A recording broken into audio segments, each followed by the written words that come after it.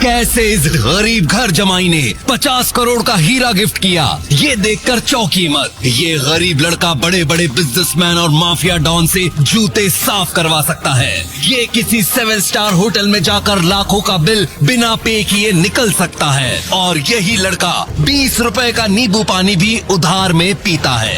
यही है वजह कि आज पूरी दुनिया इस कहानी की दीवानी है। किधर जाना है? अरे मैं आहान हूँ, मैं भी इस बर्थडे पार्टी पे इनवाइटेड हूँ, मैं गेस्ट हूँ। हाँ, बड़े लोगों का पार्टी चल रहा है, थकने रहा है। अरे लेकिन मैं गेस्ट हूँ, मैंने कहा ना।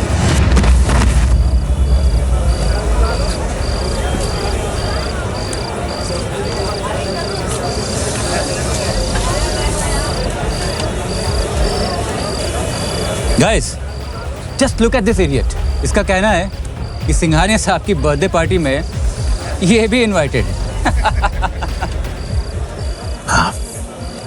शनाया, बेबी, घर चलते हैं।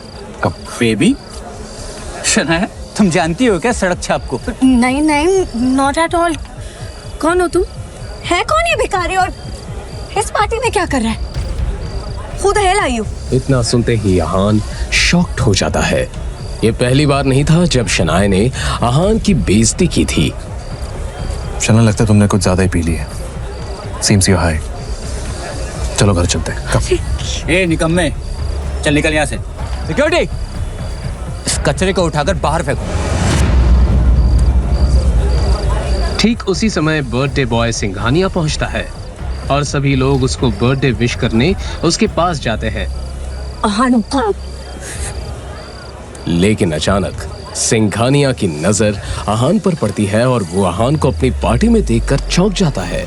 ये सारा नजारा देखकर बाकी लोगों के पसीने छूट जाते हैं। आहान सिंह रायजादा साहब, धन्यवाद हमारे जो आप यहाँ मुझ जैसे गरीब के बर्थडे पार्टी में पधारे। आइए सर, प्लीज प्लीज आइए सर। लेकिन आहान कुछ नहीं बोलता है और चुपचाप वहां से बाहर निकल जाता है। बाहर जाकर वो शनाया का इंतजार करता है।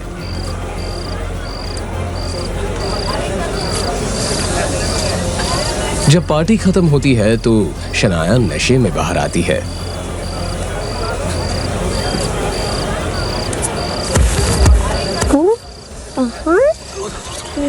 चलो उधर चलो।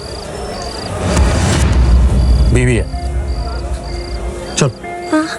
आगे तो यस, अब हम घर जाएंगे। हाँ हाँ, आराम से आराम से। घर चलते हैं।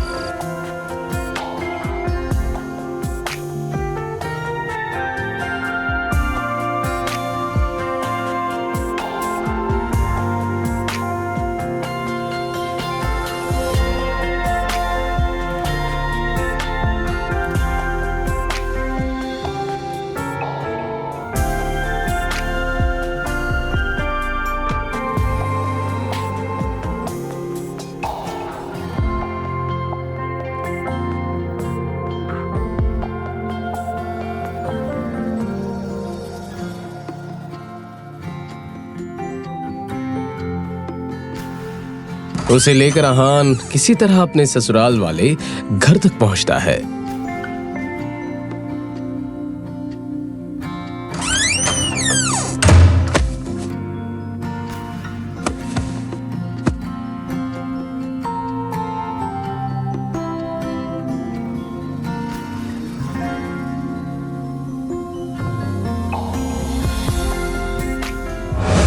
घर पहुंचते ही शनाया का कजिन शौर्य मिल जाता है। लीजिए, पेश हैं बीवी के टुकड़ों पर पलने वाले टुटपुंजिए।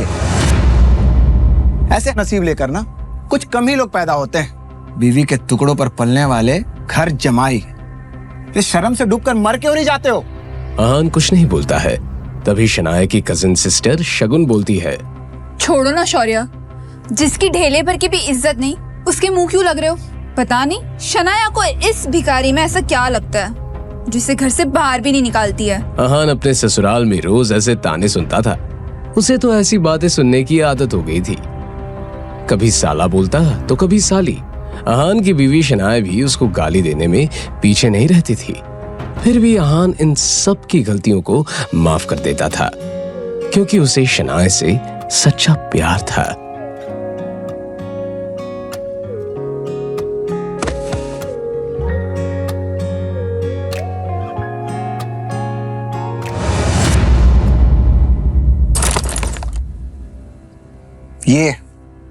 ये है तेरी असली औकात।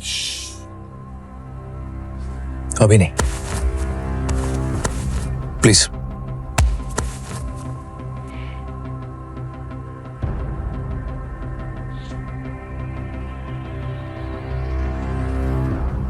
जिस दिन इन्हें मेरी हकीकत पता चलेगी उस दिन तो।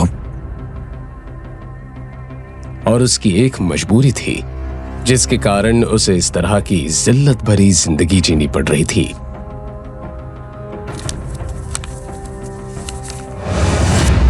आहान की हकीकत क्या थी ये कोई नहीं जानता था, लेकिन न जाने क्यों आहान भी किसी को नहीं बताना चाहता था।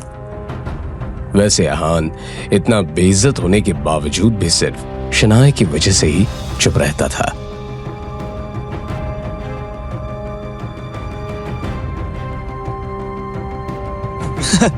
लेकिन उसकी बेइज्जती सिर्फ घर के नौकर, साला या साली ही नहीं करते थे, बल्कि उसकी सासू माँ भी करती थी। वो तो अपनी बेटी शनाया का आहान से डिवोर्स करा देना चाहती थी। साइन करके रखना।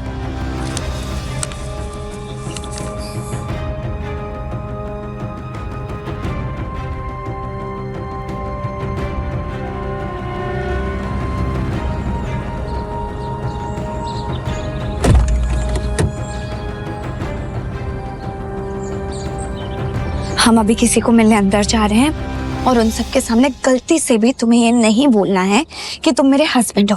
कोई तुमसे कुछ भी बोले तो उनको यही बताना कि तुम मेरे नौकर हो, ओके? मगर शनाया जी। क्या मगर शनाया जी? हाँ, तुम्हें पता भी है लोग जो अंदर बैठे हैं उनकी कितनी ऊंची पोजीशन है, कितने अमीर है वो लोग। अगर उन्हें पता चल गया ना कि तुम जैसा निकम्मा और नाकाबिल लड़का मेरा हस्बैंड है तो उनके सामने मेरा बहुत गलत इंप्रेशन पड़ेगा, बहुत बेइज्जती हो जाएगी मेरी। इसलिए प्लीज मैं जैसा बोल रही हूँ वैसा ही करना। ठीक है शनाइश। ये पहली बार नहीं था कि शनाया अपने गरीब पति आहान की बेइज्जती कर रही थी।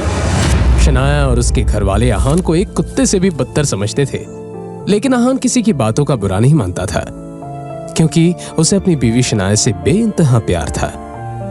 अब जब शनाया अपनी दोस्त रूपल के साथ कुछ बिगड़ैल रईस दोस्तों से मिलने होटल जा रही थी। तुम्हें लास्ट वार्निंग दे रही हूँ हान, आज के दिन कोई तमाशा मत खड़ा करना।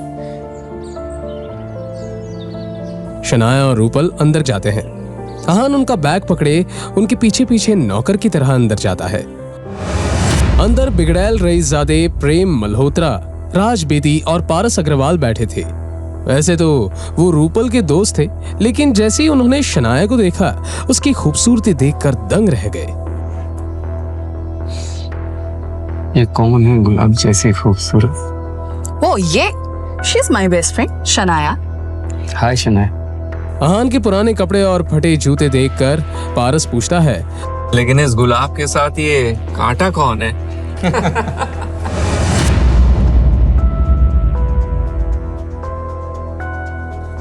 जी मैं आहान हूं। अरे हाँ, याद आया, शनाया गिल। तो इसका मतलब ये वही निकम्मा आहान है जिसे शनाया के पापा शेखर गिल ने शादी कराई है, राइट शनाया? अब जैसे ही प्रेम और पारस को पता चलता है कि ये गरीब इंसान इस खूबसूरत लड़की शनाया का पति है, तो शनाया से फ्लर्ट करने के अरमानों पर पानी फिर जाता है।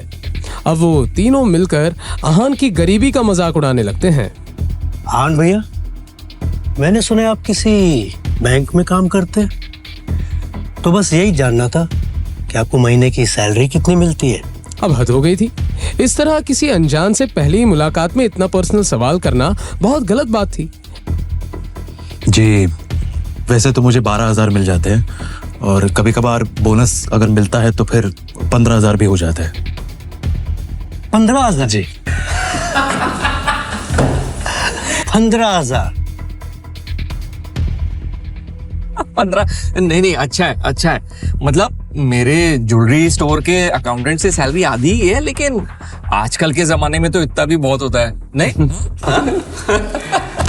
पारस भाई, हाँ, अगर तुम्हारे स्टोर में किसी स्टाफ की जरूरत हो, क्यों ना हम आहान भैया को कंसीडर करें? हाँ।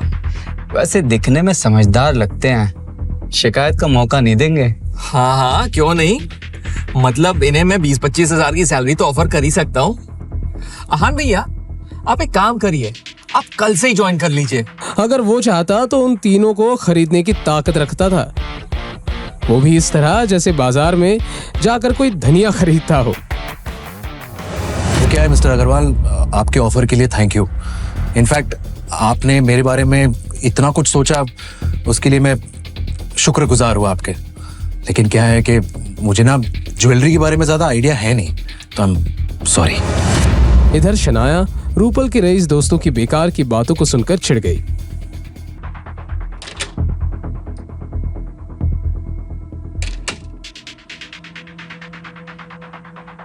वॉशरूम को यूज करने के बाद जैसे ही वो बाहर निकली, बाहर आते ही उसने देखा कि दरवाजे के बाहर एक मोटा सा गंजा भद्दा सा अजीब सा आदमी खड़ा था।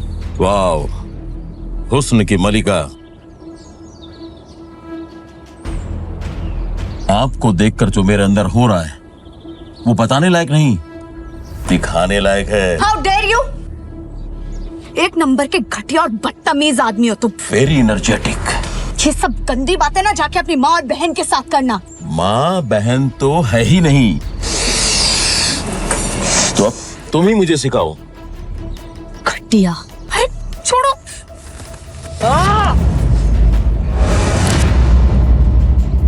अब शनाया ने ज्यादा सोचे बिना उस आदमी के मुंह पर एक थप्पड़ जड़ दिया।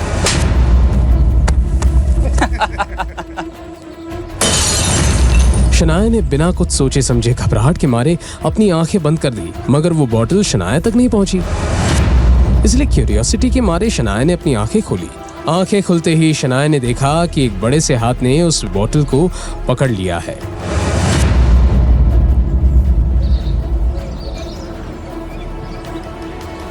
लगता है आपने कुछ ज्यादा ही पी लिया है।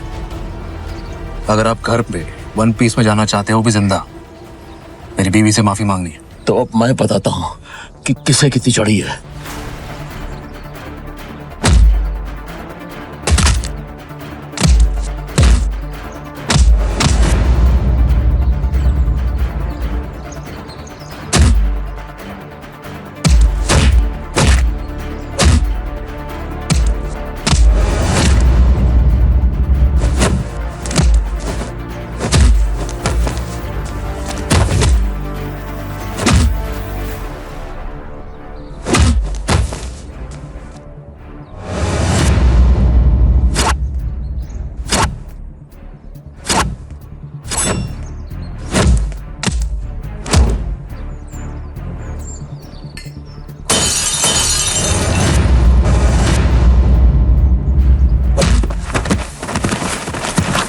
अहान के इस मूवमेंट से शनाया हैरान थी।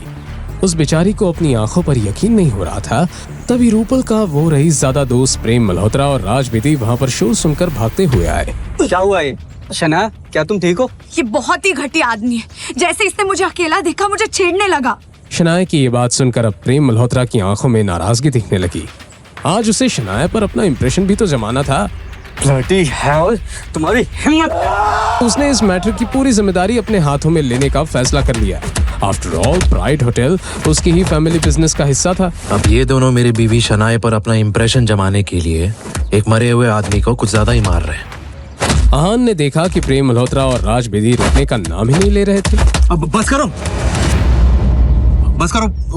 उसे उसकी सजा मिल चुकी है। ऐसे चलता रहो, मर जाएगा। आन भैया, आप किस बात से डर रहे हैं? और अगर ये यहाँ मर भी गया ना तो कोई फिक्र नहीं, मैं इस होटल का मालिक हूँ। पूरे मैटर को यहीं सेटल डाउन कर दूंगा।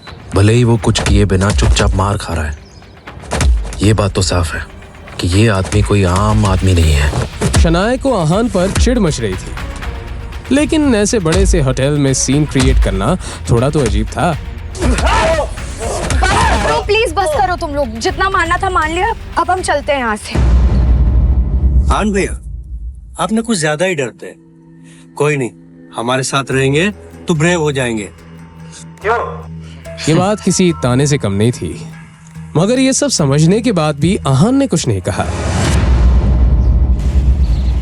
जब प्रेम मल्होत्रा ने उन सब के साथ उस मोटे और गंजे आदमी को अंदर आते हुए देखा तो वो गुस्सा हो गया।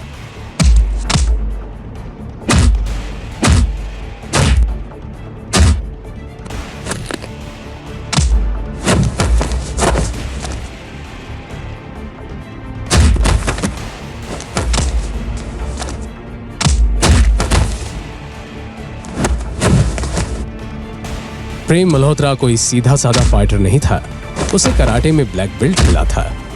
एक एक करके प्रेम मल्होत्रा ने गजेंद्र के सारे साथियों को हरा दिया।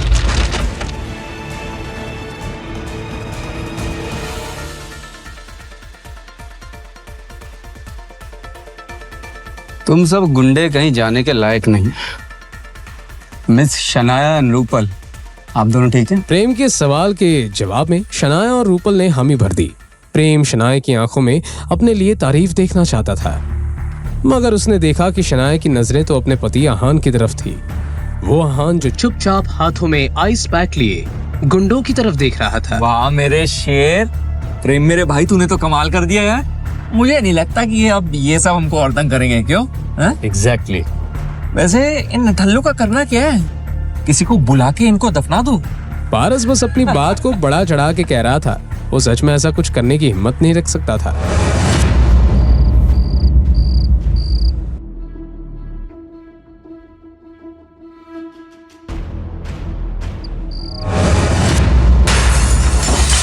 क्या रे, बहुत बहादुर हो तुम लोग। चलो मैं भी तो देखूं कितनी बहादुरी है तुम में। आओ मेरा सामना करो। आ जाओ आ जाओ। देखो रे। तो हाँ, मैं भी कहाँ डरता हूँ। तुम सामने तो आओ, तुम्हारा सामना भी जरूर करूंगा। बेटा इधर देख। मगर जब तक प्रेम मल्होत्रा ने अपनी ये बात कही, वो आगे कुछ बोल ही नहीं पाया। अपने सामने आदमी को देखते ही प्रेम मल्होत्रा की बोलती बंद ही हो गई, क्योंकि सामने जो आदमी खड़ा था वो कोई ऐरा खैरा गुंडा नहीं था। चेहरे पर जख्म का एक लंबा सा कट और हट्टा कट्टा बॉडी विकी भाई था। उसके पीछे 15 से 20 आदमी और थे। उन सब के बाइसेप्स को देखकर ये पता लगाना मुश्किल नहीं था कि वो सब के सब फाइटर्स थे। भाई हम तो बस मजाक कर रहे थे। अच्छा,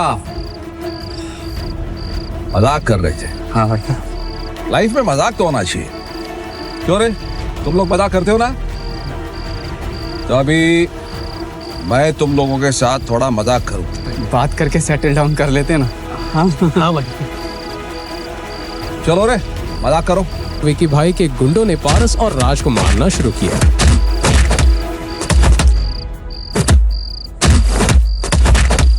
अरे तोड़ो तोड़ो, ठीक से तोड़ो इनको। विकी भाई को अपने सामने चल रहा ये तमाशा देखकर बहुत मजा आ रहा था। 3 अमीर लड़के, 2 खूबसूरत लड़कियां और अंधेरे में बैठकर आहान। भाई प्लीज भाई माफ कर दीजिए भाई। अरे लेके जाओ।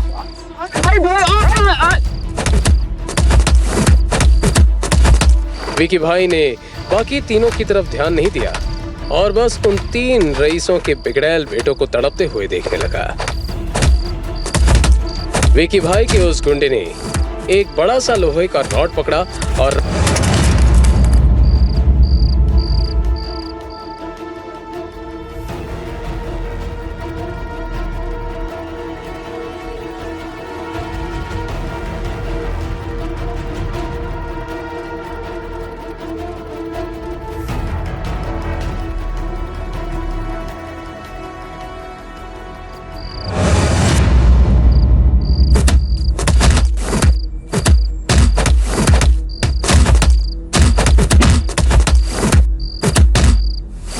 इसके हाथ पैर तोड़ दे, तब भी जबान बंद हो ना तो मुंडी तोड़ डाल। और 13वीं वाले दिन इसके मेयर बाप को 2 करोड़ रुपए भेज देना। शनाया ने गुस्से से चिल्लाकर कहा। विकी भाई ने जब इस आवाज की डायरेक्शन में देखा तो उसकी आंखें खुली की खुली रह गई। उसे अपनी आंखों पर यकीन नहीं हो रहा था। विकी भाई के ऐसे रिएक्शन से सब हैरत में थे। क्यों शनाया की सिर्फ आवाज सुनकर विकी भाई जैसे बड़े गुंडे के माथे पर पसीना आ गया।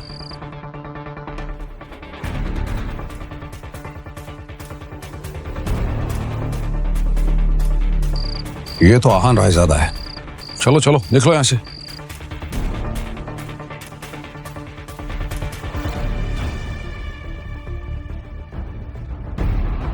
क्या विकी और आहान का पहले भी कहीं सामना हो चुका है? क्या सचमुच आहान एक सीक्रेट अमीर ज़्यादा है? अगर है तो फिर एक गरीब घर जमाई बनकर जिल्लत भरी जिंदगी क्यों जी रहा है?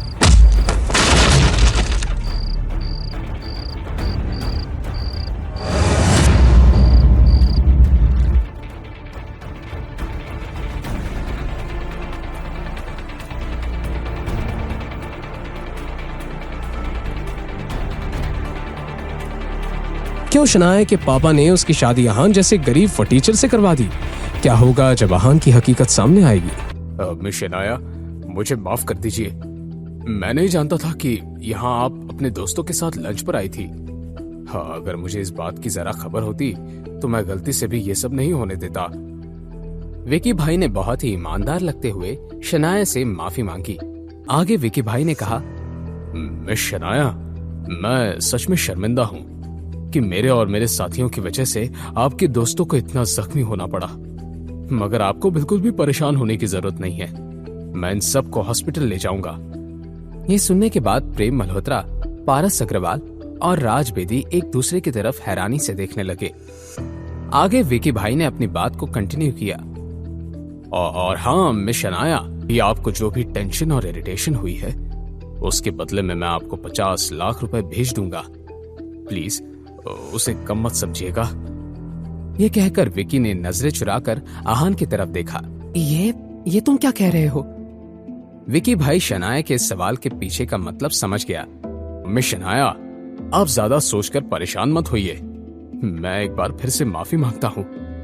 थोड़ी ही देर में आपके पास पैसे पहुंच जाएंगे और मैं किसी को भेजकर आपके दोस्तों को हॉस्पिटल भिजवा देता हूँ। अब हम चलते हैं, अपना ख्याल रखिएगा। ये कहकर शनाया की किसी बात को सुने बिना ही विकी भाई वहां से चला गया।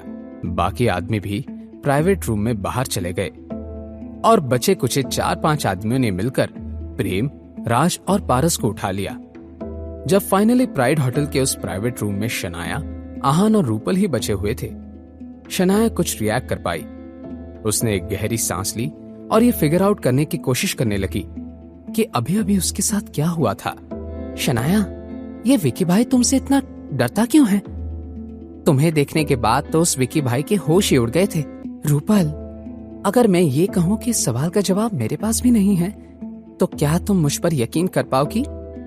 मैं तो खुद ही कंफ्यूज हूं कि मुझे देखने के बाद उस खतरनाक गुंडे को सांप क्यों सूंघ गया। तुम माफिया वालों को कैसे जानती हो शनाया? मुझे शुरुआत से इस विकी भाई के बारे में सब कुछ बताओ। यह क्या चैप्टर है? शनाया ने रूपल को प्लाजा बार में हुई हर एक बात बता दी। बहुत सोचने के बाद भी रूपल को इन दोनों बातों में कोई भी कनेक्शन नजर नहीं आ रहा था। रूपल ने एक नजर आहान की तरफ देखा और आंखों में अजीब तरह का डाउट लेकर उसने कहा, सुनो आहान, क्या तुम विकी भाई को जानते हो? तुम कहीं मजाक कर रही हो? मैं एक आम इंसान हूँ, मेरा किसी गुंडे से क्या लेना देना हो सकता है? मगर रूपल ने एक बार फिर से कंफर्म करने के लिए पूछा था। क्या सच में?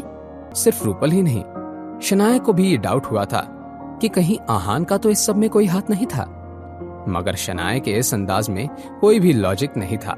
लेकिन रूपल को आहान पर शक करने से छुटकारा ही नहीं मिल रहा था।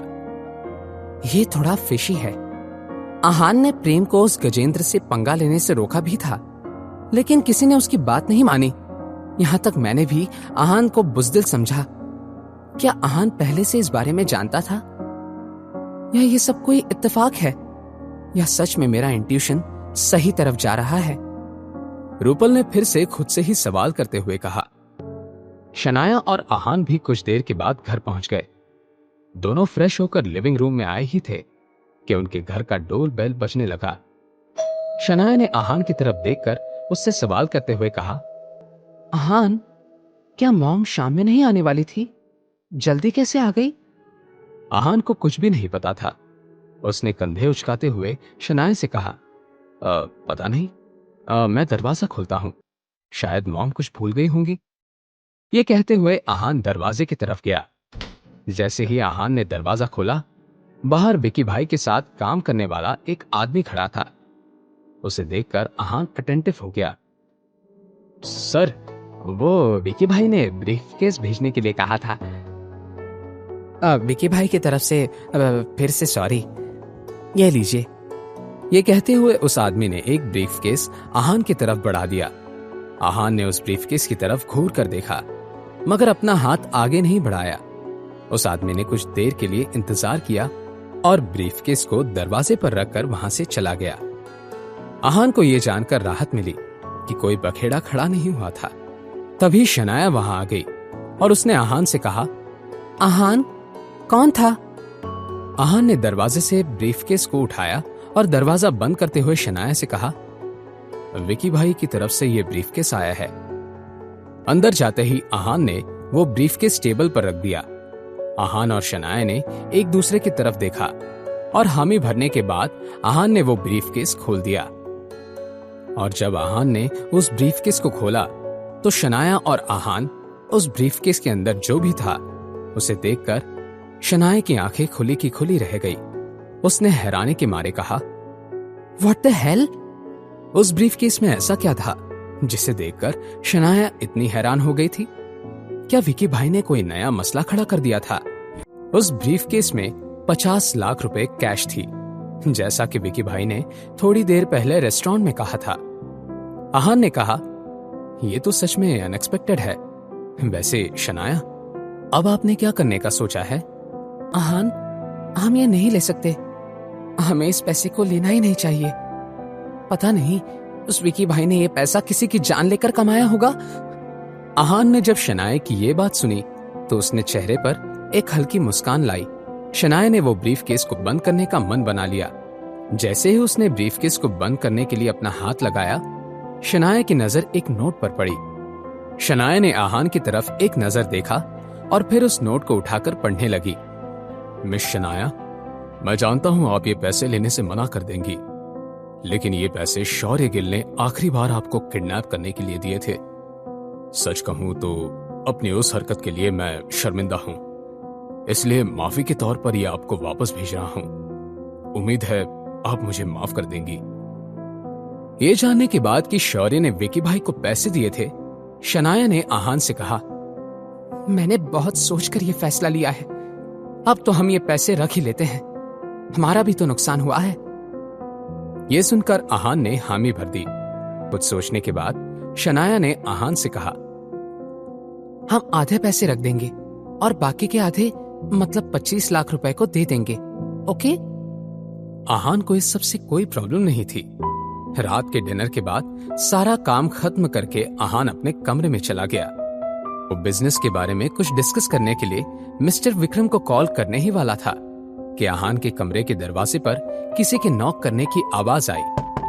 आहान ने अपना फोन रख दिया और कहा, आ जाइए। दरवाजा खुला तो बाहर से शनाया अंदर आ गई। वो विकी भाई ने जो पैसे दिए हैं उनका क्या करना है? हमारे पास 25 लाख रुपए हैं, क्या किया जाए? आहान ने कुछ सोचा और कहा, शनाया, अगर आप चाहें तो कुछ खरीद सकती हैं या कहीं इन्वेस्ट कर सकती हैं या फिर सेविंग भी कर सकती हैं। आपका जो भी डिसीजन होगा मैं आपके साथ हूं। आहान की बात सुनने के बाद शनाया को याद आ गया कि आज पूरा दिन रूपल की शरारत की वजह से आहान को उसके दोस्तों में कितनी बातें सुननी पड़ी थी।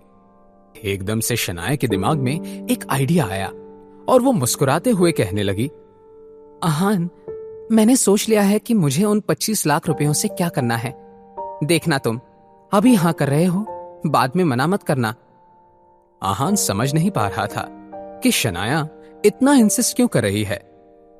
हाँ शनाया, आप जो भी चाहती हैं मैं आपको सपोर्ट करूंगा। कंफर्मेशन मिलने के बाद शनाया ने अपना फैसला सुनाते हुए कहा, तो फिर हम इन पैसों से तुम्हारे लिए एक कमाल की कार खरीदेंगे। शनाया, इस सब की क्या जरूरत है? मैं कार का क्या करूंगा?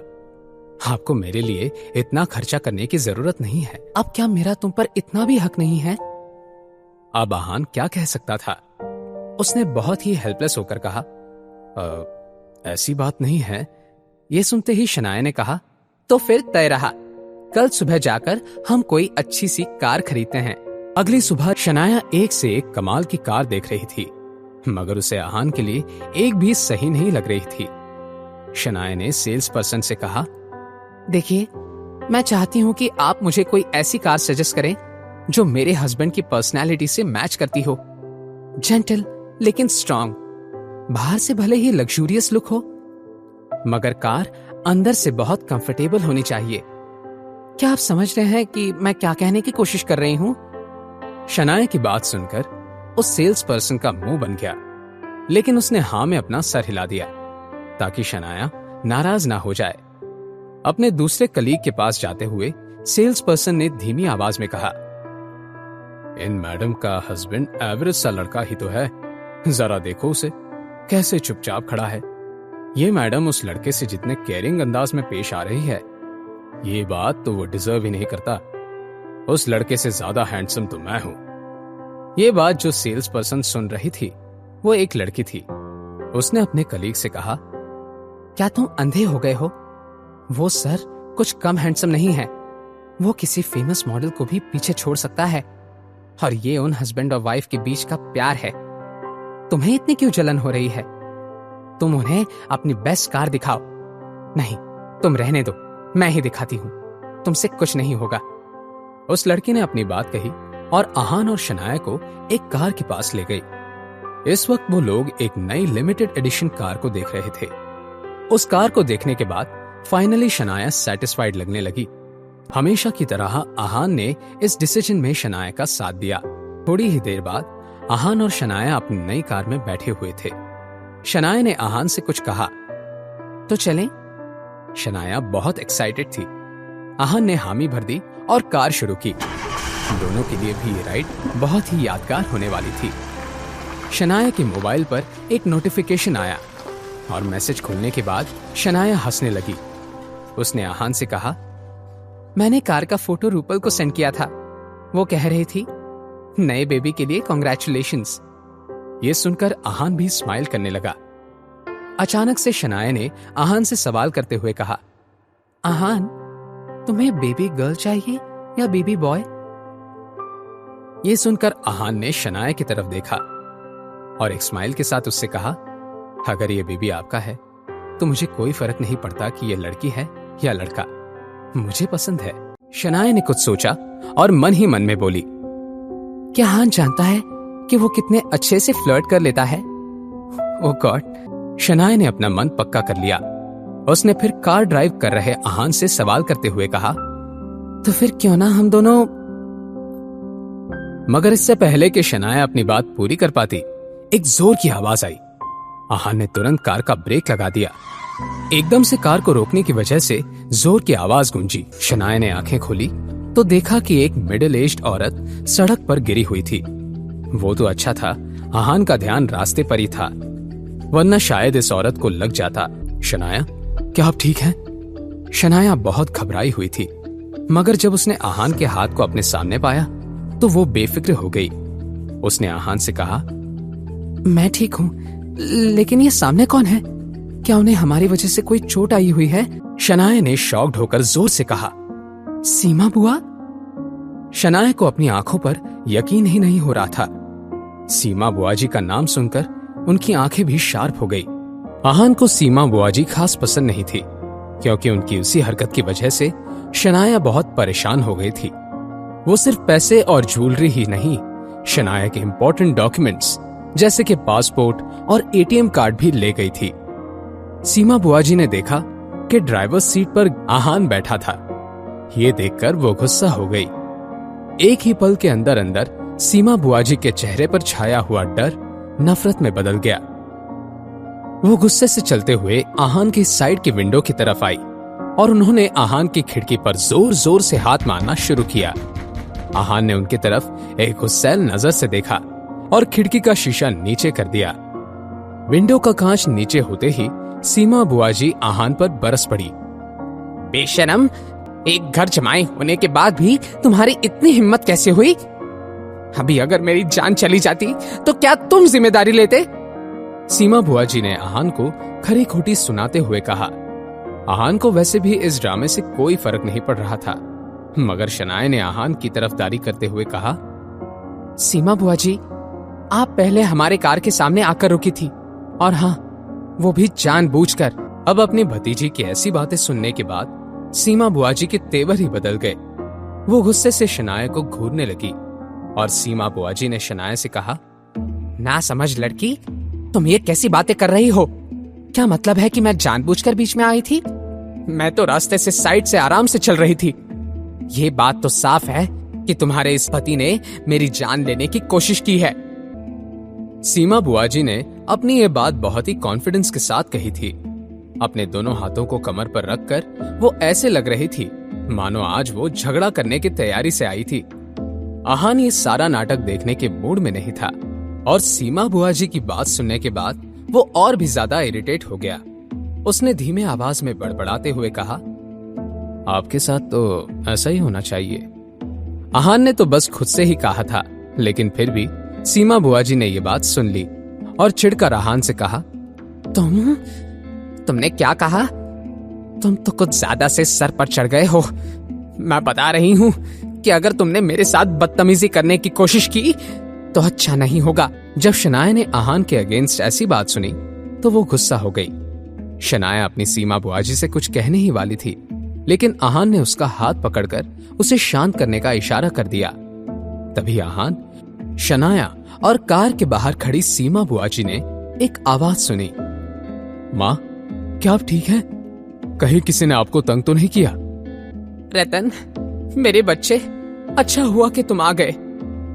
रतन को देखने के बाद आहान और शनाया ने एक दूसरे की तरफ देखा। उनके चेहरे पर डिसअपॉइंटमेंट ने जगह ले ली। रतन सीमा बुआजी का बेटा था। इस लड़के की उम्र 30 पार कर चुकी थी, मगर फिर भी न ये कुछ कमाता था और न ही इसके पास कोई जॉब था। रतन की इमेज कुछ खास नहीं थी। वो दिन भर अपने कुछ निठल्ले दोस्तों के साथ किसी न किसी को फंसाकर उनसे जबरदस्ती पैसे ले लेता और वापस करने का नाम भी नहीं लेता था। इस वक्त रतन के हाथ में एक लोहे का रॉड था। अपने दूसरे हाथ पर उस रॉड को मारते हुए रतन ने आहान को घूर कर देखा और अपनी माँ से सवाल करते हुए कहा, क्या ये शेखर मामा जी और यामिनी मामी का घर जमाई है? हाँ रतन, पता है, तुम्हारे आने से पहले इस आहान के बच्चे ने तो कह रहा था कि मैंने ये सब जानबूझकर किया था। वो तो अच्छा हुआ कि तुम आ गए, वरना मुझे डर है कि ये लड़का तो आज मेरी जान ही ले लेता। तुम्हारे किस हाथ ने मेरे माँ को चोट पहुंचाने की कोशिश की है? आहान को रतन के इस खतरनाक अंदाज से कोई फर्क नहीं पड़ता था, लेकिन शनाया ने रतन को जवाब देते हुए कहा, रतन, आहान ने सीमा बुआजी को कोई चोट नहीं पहुंचाई है और इसमें हमारी नहीं, सीमा बुआजी की गलती है। इस पॉइंट पर शनाया को भी थोड़ा गुस्सा आ गया था, लेकिन रतन को शनाया के गुस्से से क्या डर लग सकता था। उसने शनाया का मुंह बंद करते हुए कहा, तुम अपना मुंह बंद करो। तुमने किसे धोखेबाज कहा? आहान के सवाल के जवाब में सीमा बुआजी ने कहा, क्या मेरे बेटे रतन ने कुछ गलत कहा है? यह लड़की धोखेबाज नहीं है तो और क्या है? उसने अपनी बुआजी और भाई का साथ देने की बजाय तुम्हारे जैसे कचरे के डब्बे का साथ देना सही समझा। हम दोनों उसके खून के रिश्तेदार, हमारे सामने तुम जैसे दो कौड़ी के इंसान को चुना शनाया ने। वो पति है मेरा, अपना मुंह संभाल कर बात कीजिए। और आप मेरे रिश्तेदार कब से हो गए? खून के रिश्ते से अगर दुनिया चलने लगती तो आप जैसे लोगों को अपने ही परिवार में चोरी करने की जरूरत ना पड़ती। क्या शनाया के इस ताने से ये बहस बिगड़ने वाली थी? सीमा बुआजी अब आगे क्या करने वाली हैं? आहान इस सब से शनाया को कैसे बाहर निकालेगा? क्या होगा रतन और आहान के बीच झगड़ा? इस पॉइंट पर शनाया अपनी नई कार से नीचे उतरकर सीमा बुआजी के सामने आकर खड़ी हो गई। शनाया की बात सुनने के बाद सीमा बुआजी का चेहरा जम गया। उन्होंने शनाया से कहा, शनाया, ऐसे तुम कैसे कह सकती हो? क्या तुम्हारा ये पति तुम्हें बड़ों के मुंह लगना सिखा रहा है? शनाया, इससे पहले कि तुम अपने सारे संस्कार और परवरिश छोड़ दो, अपने इस नकारे पति को ही छोड़ दो। संस्कार तो चोरी करने में भी नहीं नजर आते। अब सीमा बुआजी का गुस्सा 7वें आसमान पर पहुंच गया था। उन्होंने अपने बेटे रतन की तरफ देखकर कहा, रतन, लगता है कि यामिनी भाभी ने अपने बेटी को कुछ भी नहीं सिखाया है, लेकिन कोई बात नहीं। अगर उसकी माँ ने कुछ नहीं किया तो उसकी बुआजी उसे अच्छा बर्ताव सिखाएगी। रतन बेटा, जाओ और इस नालायक लड़की को मेरी तरफ से 2-3 थप्पड़ लगा दो। अपनी माँ की बात मानते हुए रतन शनाया की तरफ बढ़ने लगा। उसने अपना दाहिना हाथ हवा में उठाया। रतन शनाया को थप्पड़ मारने वाला था कि शनाया ने डर के मारे अपनी आंखें बंद कर ली। अगले ही पल एक जोर की आवाज आई। यह थप्पड़ रतन को पड़ा था। शनाया ने जब सामने खड़े रतन को देखा तो वो हैरान रह गई। हट्टा कट्टा रतन इस वक्त अपना दंदना रहा कान पकड़कर खड़ा था और उसका गाल लाल हो गया था। यह देखकर शनाया को अपने आंखों पर यकीन नहीं हो रहा था। सीमा बुआजी भागकर रतन के पास गई और उसे कंफर्ट करने लगी। सीमा बुआजी ने फिर आहान को घूर कर देखा और उससे कहा, आहान, तुमने मेरे बेटे को हाथ लगाने की हिम्मत कैसे की?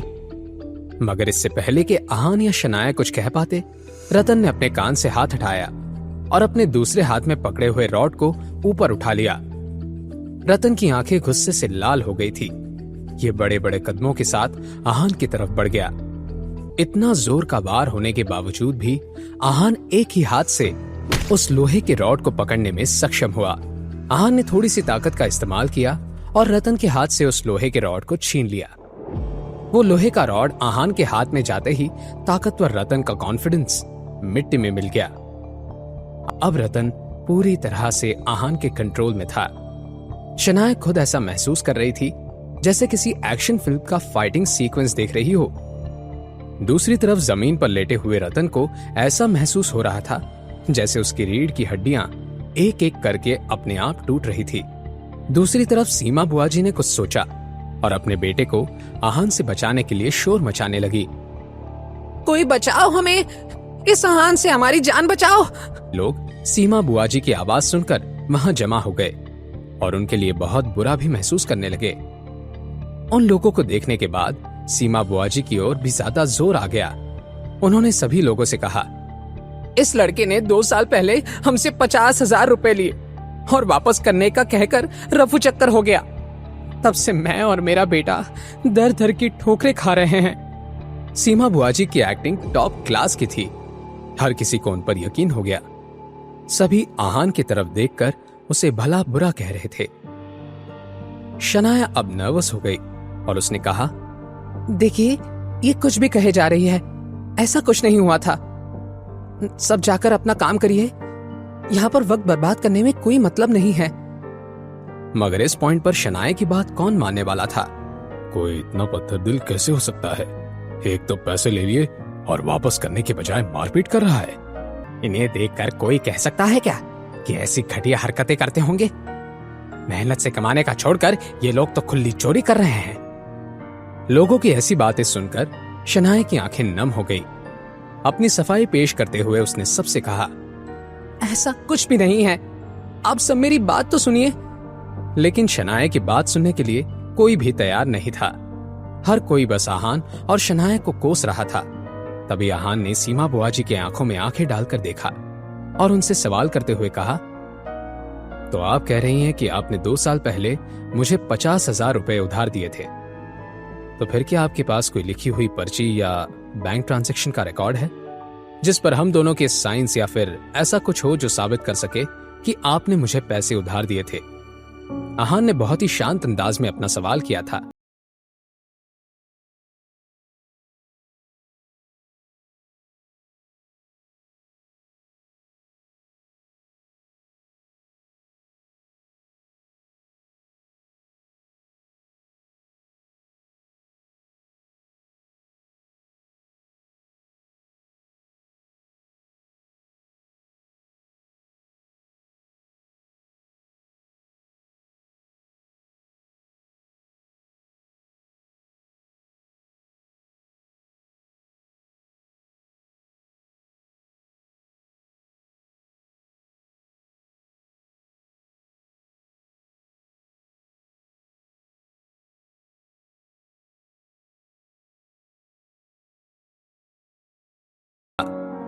हाँ, मैंने सच कहा है।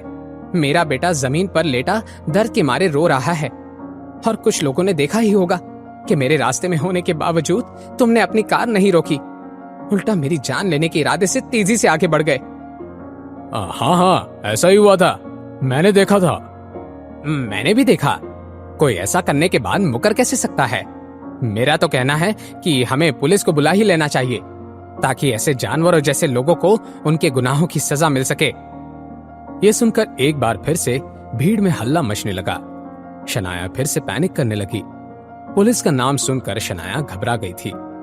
भले ही उसने और आहान ने कुछ भी गलत नहीं किया था, लेकिन यहाँ हर कोई सीमा बुआ जी के सपोर्ट में ही बात कर रहा था, इसलिए शनाया डरने लगी थी। तभी आहान ने जोर से कहा, हाँ प्लीज कोई पुलिस को कॉल कर ही दो, मुझे भी एफआईआर लिखवानी है। आहान की कही ये बात सुनकर भीड़ में खड़े सभी लोग दंग रह गए। ये लड़का क्या कह रहा है? कहीं अपने पैसे के जोर पर इस बेचारी औरत को जेल की हवा खाने को तो नहीं भेजेगा? आजकल के जमाने में तो पैसे के दम पर कुछ भी किया जा सकता है। लोगों में इंसानियत नाम की कोई चीज ही नहीं रही। उस औरत की वो बात सुनने के बाद सीमा बुआ जी का चेहरा देखकर सबको तरस आने लगा। सीमा बुआ जी तो खुद हैरान थी। कुछ न कुछ गड़बड़ तो जरूर है, वरना ये लड़का इतना बेवकूफ नहीं लगता कि कुछ सोचे समझे बिना ही हवा में तीर चलाए। भीड़ में तरह तरह के अंदाज लगाना अभी भी खत्म नहीं हुआ था। सुनो लड़के, अब बात साफ साफ कहो, ये चोरी करके सीना जोरी करना सही नहीं है। तुम भी एफआईआर लिखवाना चाहते हो, इसका क्या मतलब है? मैं अपनी बात एक ही बार कहूंगा। ये मैडम जो इस बात का दावा कर रही हैं कि मैंने इन्हें मारने की कोशिश की है, झूठ कह रही हैं। और ये बात साबित करने के लिए मेरे पास सबूत है। मेरी कार में रिकॉर्डर है और ऑडियो और वीडियो के साथ सब कुछ रिकॉर्ड कर लेता है। कार रिकॉर्डर का नाम सुनकर सीमा बुआ जी के चेहरे का रंग ही बदल गया। भीड़ में से हर कोई अब सीमा बुआ जी की तरफ शक भरी नजर से देख रहा था। मैं बेगुनाह हूं, ये बात मैं साबित कर सकता हूं, और ये मैडम मुझे और मेरी बीवी को बिना वजह परेशान कर रही हैं। ना ही सिर्फ इन्होंने मेरा वक्त बर्बाद किया, पर मेरी बदनामी करने की भी कोशिश की है। इसीलिए मैं इनके खिलाफ शिकायत दर्ज करना चाहता हूं। आहान ने फिर सीमा बुआ जी की तरफ अपने कदम बढ़ा दिए और उनसे सवाल करते हुए कहा, आपका कहना है कि मैंने आपसे 50,000 रुपए उधार लिए थे और मैं पैसे वापस लौटाए बिना फरार हो गया ना? अगर ये सच है तो पुलिस को बुला ही लेते हैं, वही पता कर लेंगे कि कौन किससे पैसे चुरा कर भागा है। वो क्या है ना कि अभी मुझे थोड़ा घर पर काम है, मैं अभी निकलती हूँ। ये कहकर सीमा बुआ जी रतन के पास गई, उसे सहारा देकर खड़ा होने में मदद की। रतन जल्दी खड़े हो जा, अब हमें यहाँ से निकलना होगा, वरना मुझे डर है कि भीड़ में खड़े ये सारे लोग हमारी भी पिटाई ना लगा दें। एक बार की जिल्लत तो चल जाएगी, मगर अगर ये बात पुलिस तक पहुंच गई तो बात कुछ ज्यादा ही बिगड़ जाएगी। उठो, जल्दी करो। अगले ही पल दोनों माँ बेटे ऐसे भागने लगे, सभी लोग अपनी नजर चुराकर अपने अपने रास्ते चले गए। आखिरकार ये सारा मामला आहान ने खत्म कर दिया था।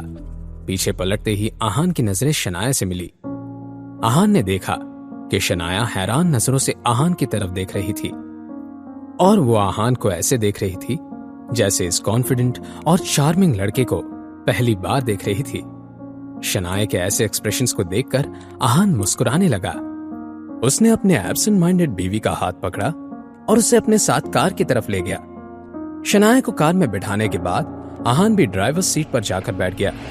आहान, कार में रिकॉर्डर कैसे आ गया? वो कार में कोई रिकॉर्डर नहीं है। शनाया ने आहान की तरफ देखते हुए मन ही मन में कहा, क्या ऐसा कोई प्रॉब्लम नहीं है जो मेरा हैंडसम हस्बैंड सॉल्व नहीं कर सकता? शनाया, आप ये क्या सोच रही हैं? क्या आपका हस्बैंड बहुत हैंडसम है? ऐसा कुछ नहीं है। मैं तो ये सोच रही थी कि मुझे तुमसे बचकर रहने की जरूरत है। क्या पता कब मुझे भी ऐसे ही कंट्रोल करने लग जाओ तो? आप उस बारे में परेशान मत होइए, मैं आपको कैसे कंट्रोल कर सकता हूं? मैं तो खुद ही आपके कंट्रोल में हूं। दूसरी तरफ भीड़ और शनाया और आहान से भागने के बाद सीमा बुआ जी और रतन एक बस स्टॉप पर आकर बैठ गए। आहान हाथापाई करने में इतना एक्सपर्ट कैसे हो गया? उसे देखकर तो ऐसा लगता है कि यामिनी भाभी उसे खाना भी नहीं देती होंगी। पता नहीं माँ, मैं खुद भी इस बारे में कुछ नहीं जानता, मगर एक बात है जो मैं कह सकता हूँ, आहान ने अपनी पूरी ताकत का भी इस्तेमाल नहीं किया था। ये सुनकर सीमा बुआ जी शॉक्ड हो गई। अच्छा है हमने उसे ज्यादा परेशान नहीं किया। आगे से इस बात का ध्यान रखते हैं कि उस आहान से दूरी बनाए रखें। नहीं माँ, ऐसे कैसे हो सकता है? अगर बाहर किसी को पता चला कि मैं पिट के आया हूं तो मेरी क्या ही इज्जत रह जाएगी। नहीं, मैंने फैसला कर लिया है।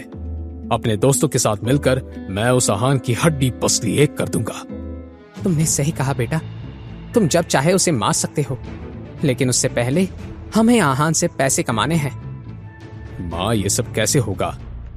हम अभी के अभी तुम्हारे शेखर मामा के घर पर चलते हैं। जितना मैं शेखर भैया को जानती हूँ, वो तो आहान से कुछ नहीं कहेंगे, लेकिन यामिनी भाभी, वो आहान को बिल्कुल पसंद नहीं करती। हम जाकर उनसे ही आहान की शिकायत लगाएंगे। तुम जाकर अपने चोटों के निशान दिखा दोगे तो भी भाभी को यकीन हो जाएगा और हमें कुछ पैसे भी मिल जाएंगे। क्या आहान यामिनी मामी की बात मान जाएगा? इस सवाल को सुनकर सीमा बुआ जी जोर जोर से हंसने लगे। सीमा बुआ जी ऐसे क्यों हंस रही थी, ये तो रतन को नहीं पता था, लेकिन एक बात साफ थी, सीमा बुआ जी के दिमाग में कोई नई खिचड़ी पक रही थी। शहर के दूसरे कोने में आहान और शनाया मिलकर कुछ खरीदारी कर रहे थे। आहान ने सब्जी वाले से कहा, भैया थोड़ा जल्दी दे दीजिए, मेरी बीवी को घर जाकर जल्दी से खाना भी खिलाना है, उन्हें थोड़ी भूख लगी हुई है। आहान की नई कार को देखकर वहां आई हुई एक भाभी ने आहान से कहा, आहान, तुमने तो नई कार खरीद ली है, क्या हमें मिठाई नहीं दोगे? भाभी, मैं मिठाई तो लेकर नहीं आया हूँ, लेकिन सब्जी वाले भैया से कहकर आपको मेरी तरफ से 2 नींबू दिला सकता हूँ। कार के पास खड़ी शनाया देख रही थी आहान इन सब लोगों के साथ कितने अच्छे से मिलजुल कर हंस रहा था। तब उसका फोन बजने लगा। शनाया ने बिना देखे कॉल उठा लिया। दूसरी तरफ से आवाज आई, आहान कहाँ है? सीमा बुआ जी को बिना वजह हंसते हुए देखकर रतन ने उनसे पूछा, माँ, क्या हुआ है? आप ऐसे क्यों हंस रही हैं? रतन, मेरे बच्चे, क्या तुम्हें याद है कि 2 साल पहले हम तुम्हारे शेखर मामा जी के घर खाने पर गए थे? उस दिन यामिनी भाभी ने घर जमाई को सबके साथ डाइनिंग टेबल पर भी नहीं बैठने दिया था, उसे डांट लगाकर कहीं और जाने को कहा। उसी दिन एक बात साफ थी कि जब तक यामिनी भाभी जिंदा हैं, आहान गिल परिवार में सर उठा के नहीं जी सकता, और मैं ही इस बात का फायदा उठाकर अपनी बेइज्जती का बदला लेकर रहूंगी। थोड़ी ही देर में दोनों माँ बेटे शेखर गिल के दरवाजे पर खड़े थे। सीमा बुआ जी ने डोरबेल बजा दी। घर में मिसेस यामिनी गिल अकेली ही थी। उन्होंने जैसे ही दरवाजा खोला, वो हैरान रह गई। सीमा दीदी, आप यहाँ कैसे? क्यों भाभी, क्या मैं यहाँ नहीं आ सकती? अपनी बात कहने के बाद सीमा बुआ जी ने मिसेस यामिनी गिल के जवाब का कोई इंतजार नहीं किया और अपने बेटे के साथ सीधा घर के अंदर चली गई। सीमा बुआ जी और रतन आराम से सोफे पर बैठ गए। भाभी, आपका दामाद कहाँ है? उस बेशरम को आने के लिए कहिए। सीमा दीदी, क्या हुआ है? आप आहान को क्यों ढूंढ रही हैं? भाभी, आपको क्या हो गया है? आप मुझे इतने सवाल क्यों पूछ रही हैं? एक बार उस आहान को बाहर बुला लीजिए, आपको भी पता चल जाएगा कि क्या हुआ है। वो आहान और शनाया कुछ सामान खरीदने के लिए बाहर गए हैं, मैं उन्हें कॉल करके बुलाती हूँ। अपनी बात कहने के बाद मिसेस यामिनी गिल कुछ दूर गई और शनाया को कॉल लगाने लगी। कुछ देर बजने के बाद ही शनाया ने कॉल आंसर किया था। आहान कहाँ है? क्या हुआ है मॉम? शनाया, बातें बंद करो और ज्यादा सवाल मत करो। जल्दी से आहान को फोन दो, मुझे उससे बात करनी है। वैसे तो शनाया कुछ समझ नहीं पा रही थी, मगर अपनी मॉम को इतना इम्पल्सिव होते हुए देखकर शनाया जल्दी से आहान के पास चली गई और उसे फोन पकड़ा दिया। उसने जैसे ही हेलो कहा, मिसेस यामिनी गिल ने उससे कहा, आहान, क्या तुम्हारी सीमा दीदी से कोई मुलाकात हुई थी जिसमें तुमने उन्हें नाराज कर दिया है? मॉम, वो थोड़ी बहस तो हुई थी। क्या बात है, आप इतनी परेशान क्यों लग रही हैं? क्या हुआ है? वो अपने बेटे के साथ घर आई है।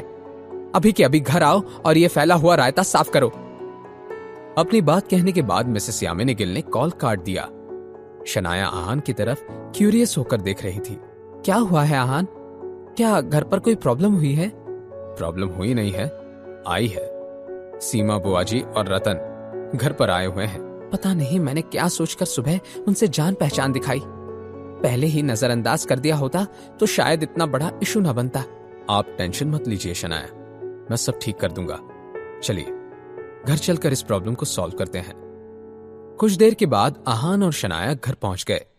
सीमा बुआ जी और रतन बड़े ही आराम से पैर फैलाए हुए बैठे थे। जैसे ही यामिनी गिल ने देखा कि उनकी बेटी और दामाद घर लौट आए थे तो उनकी जान में जान आई। अब बताइए सीमा दीदी, आहान ने आपको कैसे परेशान किया है? मॉम, आपको सीमा बुआ जी की किसी भी बात पर यकीन करने की कोई जरूरत नहीं है। ये बहुत बड़ी झूठी है। एक तो शुरुआत इन्होंने ही की थी। सीमा बुआ जी खुद हमारी कार के सामने आई थी। गलती इन्हीं की थी, और बजाय इसके कि सीमा बुआ जी अपनी गलती मानती, इन्होंने सड़क के बीचों बीच तमाशा शुरू कर दिया। ये तुम क्या कह रही हो? क्या मैं जानबूझकर अपनी ही जान को खतरे में डाल सकती हूँ क्या? मुझे थोड़ा चक्कर आ गया था, इसलिए मैं गिर गई। आहान, इसने जानबूझकर मुझ पर अपनी कार चढ़ाने की कोशिश की। क्या? आहान ने आप पर कार चढ़ाने की कोशिश की? मिसेस यामिनी गिल को यह मामला बिल्कुल भी समझ नहीं आ रहा था। उन्होंने आहान और सीमा बुआ जी की तरफ बारी बारी से देखते हुए मन में कहा, सीमा दीदी ये क्या कह रही हैं? आहान के पास कौन सी कार है? वो तो अपनी फटीचर सी सस्ती बाइक चलाता है, और आहान इतना बेवकूफ नहीं है कि किसी की जान लेने की कोशिश करेगा। हे भगवान, मेरी तो समझ में नहीं आ रहा है ये क्या हो रहा है। और नहीं तो क्या भाभी, क्या आपको लगता है कि मैं झूठ बोल रही हूँ? लगता है कि आपका ये घर जमाई बहुत कमाने लगा है। नहीं नहीं, वो कैसे पैसे कमा सकता है? शायद भाभी आपने ही ज्यादा पैसे दे रखे हैं। अब मिसेस यामिनी गिल को भी गुस्सा आना शुरू हो गया। अब शनाया नर्वस होने लगी। शनाया ने आहान की तरफ देखकर मन ही मन में कहा, मैं जानती थी कि अगर मॉम को कार का पता चलता तो वो बहुत गुस्सा हो जाती और मुझे आहान के लिए कार नहीं खरीदने देती। इसी वजह से मैं कार वाली बात कुछ दिन तक मेरे और आहान में ही रखना चाहती थी। पता नहीं अब जब मॉम को पता चल गया है तो वो कैसे रिएक्ट करेंगी। अब मिसेस यामिनी गिल को गुस्सा आ गया। वो सीधे जाकर आहान के सामने खड़ी हो गई। आहान, ये सब क्या चल रहा है? तुम्हारे पास 25 लाख रुपयों की कार कहां से आई? जैसे ही मिसेस यामिनी गिल ने आहान से ये सवाल किया, शनाया ने भागकर अपनी मॉम को अप्रोच किया। मॉम, मैंने शनाया से कहा कि मेरे लिए खरीद दे। मॉम, मैंने वो कार आहान के लिए खरीदी है। मिसेस यामिनी गिल ने अपनी बेटी और अपने दामाद की तरफ देखते हुए मन ही मन में कहा, इन दोनों में से सच कौन कह रहा है और कौन झूठ? मेरी तो कुछ समझ नहीं आ रहा है। एक मिनट, भले ही आहान या शनाया में से कोई झूठ कह रहा हो, पैसे तो शनाया ने दिए होंगे, मगर उसके पास 25 लाख कहां से आ गए? शनाया, ये पैसे कहां से आए? तुमने 25 लाख कहां से लाए? मॉम, आहान ने ये पैसे खुद कमाए हैं। शनाया, क्या तुम मुझे बेवकूफ समझ रही हो? आहान एक नॉर्मल सी बैंक में काम करता है और महीने के उसे 10 से 15 हजार मिलते हैं। शनाया, सच सच बताओ, क्या तुमने स्प्रिंग कॉर्पोरेशन वाले प्रोजेक्ट से कुछ पैसे निकाल कर ये कार खरीदी है? नहीं मॉम, ऐसा कुछ नहीं है। शनाया ने अपनी मॉम की नजरों को देखकर ये बात पहचान ली थी कि वो जरूर आहान के बारे में कुछ गलत सोच रही थी। मॉम, ये पैसे मुझे विकी भाई ने दिए थे। क्या मतलब जो मैंने बात फैमिली ग्रुप पर पढ़ी वो सच थी? क्या सच में उस विकी भाई ने तुम्हें और रूपल को 50 लाख रुपए दिए हैं? शनाया ने जवाब में बिना कुछ कहे बस हाँ में अपना सर हिला दिया। और तुम आहान, क्या तुम्हें समझ में नहीं आता कि हम किन हालात से गुजर रहे हैं? अमीरों के घर में शादी हो जाने से कोई खुद अमीर नहीं हो जाता।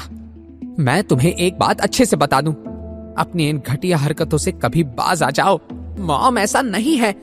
मैंने अपने मन से आहान के लिए वो कार खरीदी है। इस सब में उसका कोई लेना देना नहीं है। चुप करो शनाया, क्या तुम समझ रही हो कि किससे बात कर रही हो? और तुम आहान, मैं नहीं जानती कि तुम क्या करोगे, लेकिन कल के कल वो 25 लाख की कार वापस करके आओ। मुझे मेरे हाथों में पूरे पैसे चाहिए, और अगर ऐसा नहीं हुआ तो मुझे तुम्हें बुरी सजा देनी पड़ेगी। अपनी बात को पूरा करने तक मिसेस यामिनी गिल की आंखें गुस्से से लाल हो गई थी। सीमा बुआ जी ने बीच में बोला, यामिनी भाभी, ये तो आपका आपस का मामला है, अभी तक असल मामला खत्म नहीं हुआ है। आहान को 25 लाख मुझे देने चाहिए। हमारे फैमिली मैटर से आपका क्या लेना देना है सीमा दीदी? आप अपने काम से काम रखिए। भाभी, आप ये क्या कह रही हैं? क्या आपने मेरी बात को सही से नहीं सुना? उसने मेरे बेटे रतन को भी बहुत मारा। रतन बेटा, अपनी यामिनी मामी को दिखा दो, उनके दामाद ने तुम्हें कितना मारा। रतन भी तुरंत खड़ा हो गया और उसने अपना टी शर्ट निकाला। उसके पूरे बदन पर जगह जगह चोट के निशान थे। अब ऐसा भी नहीं था कि वो सारी चोट रतन को आहान की वजह से लगी थी। दोनों माँ बेटे इस मौके का पूरा फायदा उठाना चाहते थे। भाभी, आप ये क्या कह रही हैं? ऐसे मामलों में मुझे मजाक करने की क्या जरूरत है? आपके दामाद ने मेरे बेटे की पिटाई की है, और यही सच है, रास्ते पर कई लोगों ने ये देखा था। क्या आप ये कह रही हैं कि मैं झूठी हूँ? मॉम, ये मैंने किया है। अपने दामाद की ये बात सुनकर मिसेस यामिनी गिल हैरान रह गई। आहान की हामी को जानकर सीमा बुआजी की जान में जान आ गई। सुना यामिनी भाभी, और मुझे झूठ कहने की कोई आदत नहीं है, तो फिर मुझे 25 लाख दे दीजिए और इस मामले को रफा दफा कर दीजिए। मॉम, रतन ने शुरुआत की थी, वो मुझे थप्पड़ मारने आ रहा था। आहान ने ये सब मुझे बचाने के लिए किया है। शनाया को सीमा बुआजी पर गुस्सा आ रहा था, लेकिन मिसेस यामिनी गिल ने शनाया को और सीमा बुआजी को नजरअंदाज कर दिया। तुम्हें हाथ उठाने की क्या जरूरत थी आहान? भाभी, वो नई कार मेरे बेटे को दे दो, और जब शनाया वापस आए तब उससे कहना कि मेरे पास 25 लाख रुपए कैश ले आए। क्योंकि मिसेस यामिनी गिल के पास कोई दूसरा ऑप्शन नहीं था, उन्होंने चुपचाप हामी भर दी। उनकी हामी को जानने के बाद सीमा बुआजी मन ही मन में मुस्कुराते हुए बोली, अरे वाह, अब तो मेरे पास एक महंगी कार भी है और ढेर सारा पैसा भी। अब जब तक मेरे पास वो राज है तब तक मेरी जिंदगी आराम से कटेगी। जहां एक तरफ कोई आहान की वजह से खुशियां मना रहा था, आहान थोड़ा डिप्रेस महसूस कर रहा था। आहान ने कभी भी मिसेस यामिनी गिल की कड़वी बातों को दिल पर नहीं लिया था, मगर आज उसे वो बहुत चुभ गई थी। तभी शनाया अपने बिल्डिंग से बाहर आई। उसने आहान की उदास आंखें देखी। मैं बहुत बड़ी बेवकूफ हूँ, उसका दिल बहुत साफ है, तभी तो खुद से ही पहले वो मेरे और मॉम डैड के बारे में सोचता था। एकदम से शनाया को आहान का चेहरा याद आया और वो भागकर आहान के पास चली गई। शनाया, क्या हुआ? क्या आप ठीक हैं? आहान, आई एम सॉरी। पता नहीं घुटनों के बल बैठकर उस रतन से माफी मांगने की बात को तुमने चुपचाप कैसे सुन लिया। अगर मैं तुम्हारी जगह होती तो वो सब सहन नहीं कर पाती। मैं ठीक हूं, आपको फिक्र करने की कोई जरूरत नहीं है। मैं तुम्हारी वाइफ हूं, याद है ना, हम दोनों एक टीम है। तुम्हें मेरे सामने ठीक होने का दिखावा करने की कोई जरूरत नहीं है। मैं शर्मिंदा हूं, प्लीज मुझे माफ कर दो। शनाया, आपको मुझे कभी भी सॉरी नहीं कहना है। आप कुछ गलती कर ही नहीं सकती। लेकिन मॉम की तो गलती है ना, उन्हें तुम्हारे साथ ऐसा पेश नहीं आना चाहिए था। शनाया अपना और आहान का मूड खराब नहीं करना चाहती थी, इसलिए उसने आहान की आगोश से अपना सर बाहर निकाला और पूछा, तो आज रात हम कहाँ रहने वाले हैं? हम? शनाया, इस सब की कोई जरूरत नहीं है। मॉम ने मुझे घर से निकाला है, आपको नहीं। आपको मेरे लिए परेशान होने की जरूरत नहीं है। और घर लौट। बिल्कुल नहीं। अगर मॉम तुमसे माफी मांगकर तुम्हें घर वापस आने का नहीं कहेंगी तो मैं भी घर नहीं लौटूंगी। तो फिर हम रोजवुड स्प्रिंग में चलते हैं। जब से आहान ने वो बंगलो खरीदा था, उसे वहां रहने का एक मौका भी नहीं मिला था। वो चाहता था कि शनाया को वो उसके अपने घर में ले जाए, लेकिन इस वक्त शनाया कुछ और ही फील कर रही थी। उससे कंफ्यूज होकर आहान से कहा, रोजवुड स्प्रिंग? वहां पर तो कोई होटल नहीं है, सिर्फ बंगलोज हैं। हम होटल में क्यों रहेंगे? हम होटल में नहीं रहेंगे तो कहाँ रहेंगे? रास्ते पर? आप भी ना शनाया, क्या सोच रही है? हम बंगलों में रहेंगे। आहान की बात सुनकर शनाया ने नाक सिकुड़ ली। आहान, अब मुझे चिढ़ाना बंद करो। तुम्हें ब्रैक करने की कोई जरूरत नहीं है। रोजवुड स्प्रिंग में 9 बंगलों हैं और वो 9 के 9 बेचे जा चुके हैं। हमारे लिए वहां कोई जगह नहीं है। शनाया, क्या आपको लग रहा है कि मैं मजाक कर रहा हूं? मैं सच कह रहा हूं। रोजवुड स्प्रिंग में मेरा एक बंगलो है, बहुत बड़ा, बहुत खूबसूरत, वैसा जैसे आपको पसंद आएगा। आहान ने अपनी बात बहुत ही जेन्युइन अंदाज में कही थी। वो ये कोशिश कर रहा था कि शनाया को उस पर यकीन आ जाए, लेकिन एक बार फिर आहान की बात को शनाया मजाक समझकर बोली, हाँ आहान, तुम्हें क्यों नहीं कहती हो कि पूरा स्प्रिंग कॉर्पोरेशन ही तुम्हारा है? अब चलो। अपनी बात कहते हुए शनाया ने आहान का हाथ पकड़ा और उसे खींचकर अपने साथ ले जाने लगी। आहान कुछ कहना तो चाहता था, लेकिन उसने अपनी बात को मन में ही रहने दिया। आहान ने दिल ही दिल में कहा, अब मैं शनाया से जो भी कह रहा हूं, आपको जो लग रहा है, हाँ, तो कुछ कहने का क्या फायदा। लेकिन सच तो यह है कि असल में पूरा स्प्रिंग कॉर्पोरेशन ही मेरा है। खैर, जाने दो। अब मेरा मजाक उड़ाना बंद करो। आज रात हम रूपल के घर चलते हैं। उसका घर बहुत बड़ा है और वो वहां अकेली ही रहती है। वो हम दोनों को वहां रहने के लिए मना नहीं करेगी। वैसे तो शनाया ने जब रूपल के घर जाने को कहा, आहान थोड़ा अनकंफर्टेबल हो गया, लेकिन शनाया की खुशी के लिए वो कुछ भी करने को तैयार था। कुछ देर चलने के बाद आहान और शनाया ने टैक्सी रोकी और रूपल के घर जाने लगे। टैक्सी में बैठने के बाद जब शनाया ने रूपल को अपने आने की खबर दी तो उसे सब कुछ बता दिया। कुछ देर के बाद वो दोनों रूपल के घर के बाहर थे। शनाया और आहान एक दूसरे की तरफ देखते हुए खड़े थे। इस पौधे को उठाने में मेरी मदद करो, इसके नीचे एक स्पेयर चाबी रखी हुई है। वो पौधा थोड़ा ज्यादा ही भारी था। उसे उठाने की कोशिश करते हुए आहान और शनाया थोड़े नजदीक आ गए, लेकिन हमेशा की तरह इस बार शनाया नर्वस नहीं हो रही थी, बल्कि उसके आहान की तरफ देखकर स्माइल किया। आज सुबह आप कार में मुझे बेबी गर्ल या बेबी बॉय के बारे में क्या पूछ रही थी? आहान, वो मैं सोच रही थी कि क्यों ना हम दोनों। अचानक से रूपल के घर का दरवाजा खुला और उसने बाहर से आकर चिल्लाते हुए कहा, अपना ये शो बंद करो। ये क्या चल रहा है शनाया? आहान, क्या तुम अपने आप पर कंट्रोल नहीं कर सकते? आहान को कोसते हुए रूपल उन दोनों के पास गई और शनाया का हाथ पकड़कर उसे खड़े होने में मदद करने लगी। शनाया आहान और रूपल से अपनी नजरें चुराने लगी। रूपल ने अजीब सी नजरों से आहान को देखा और फिर अपनी बेस्ट फ्रेंड से सवाल करते हुए बोली, शनाया, ये सब क्या हो रहा था? रूपल, वो मैं इस प्लांट के नीचे रखी हुई स्पेयर चाबी ढूंढ रही थी। वो प्लांट थोड़ा भारी था तो इसलिए मैंने आहान से हेल्प मांग ली। हम तो बस चाबी ही निकाल रहे थे कि मेरा बैलेंस चला गया और फिर जो तुमने देखा वो। जब रूपल ने शनाया की ये बात सुनी, उसने शक भरी निगाहों से आहान की तरफ देखा और बोली, क्या ऐसा ही है? जी, ऐसा ही है। ये सब एक एक्सीडेंट था। मैंने कुछ भी जानबूझकर नहीं किया है। अगले कुछ दिन तुम्हारी वाइफ मेरे साथ ही रहेगी, तो फिर तुम पहले फ्लोर पर ही रहना, समझ गए? ये सुनकर आहान की बोलती ही बंद हो गई, लेकिन शनाया की तरफ देखकर आहान ने बेमन से अपना सर हिला दिया। रूपल के इंस्ट्रक्शंस तो खत्म होने का नाम ही नहीं ले रहे थे। और हाँ, एक बात अच्छे से याद रखो, मेरे परमिशन के बिना तुम सेकंड फ्लोर पर कदम नहीं रख सकते। ठीक है, परेशान होने की कोई जरूरत नहीं है, मैं ऊपर नहीं आऊंगा। रूपल ने सोचा नहीं था कि आहान इतनी आसानी से मान जाएगा। उसने अपने कंधे को उचकाते हुए कहा, क्या तुम्हारे पास कोई दूसरा ऑप्शन है? चलो शनाया। आहान को अभी से यहां आने के अपने फैसले पर पछतावा हो रहा था, लेकिन कहते हैं ना, जो बीवी से करे प्यार वो कैसे करे इनकार। आहान भी घर के अंदर चला गया। आहान ने सोचा कि शॉवर लेकर थोड़ा आराम करना चाहिए। आहान लिविंग रूम से अपने रूम की तरफ जा रहा था कि उसने कोई आवाज सुनी। क्या कोई दरवाजा खटखटा रहा है? लेकिन अरे हाँ, इस चुड़ैल के घर में डोरबेल ही नहीं है। लेकिन शनाया तो कह रही थी कि रूपल को मेहमान पसंद नहीं है, तो कौन होगा?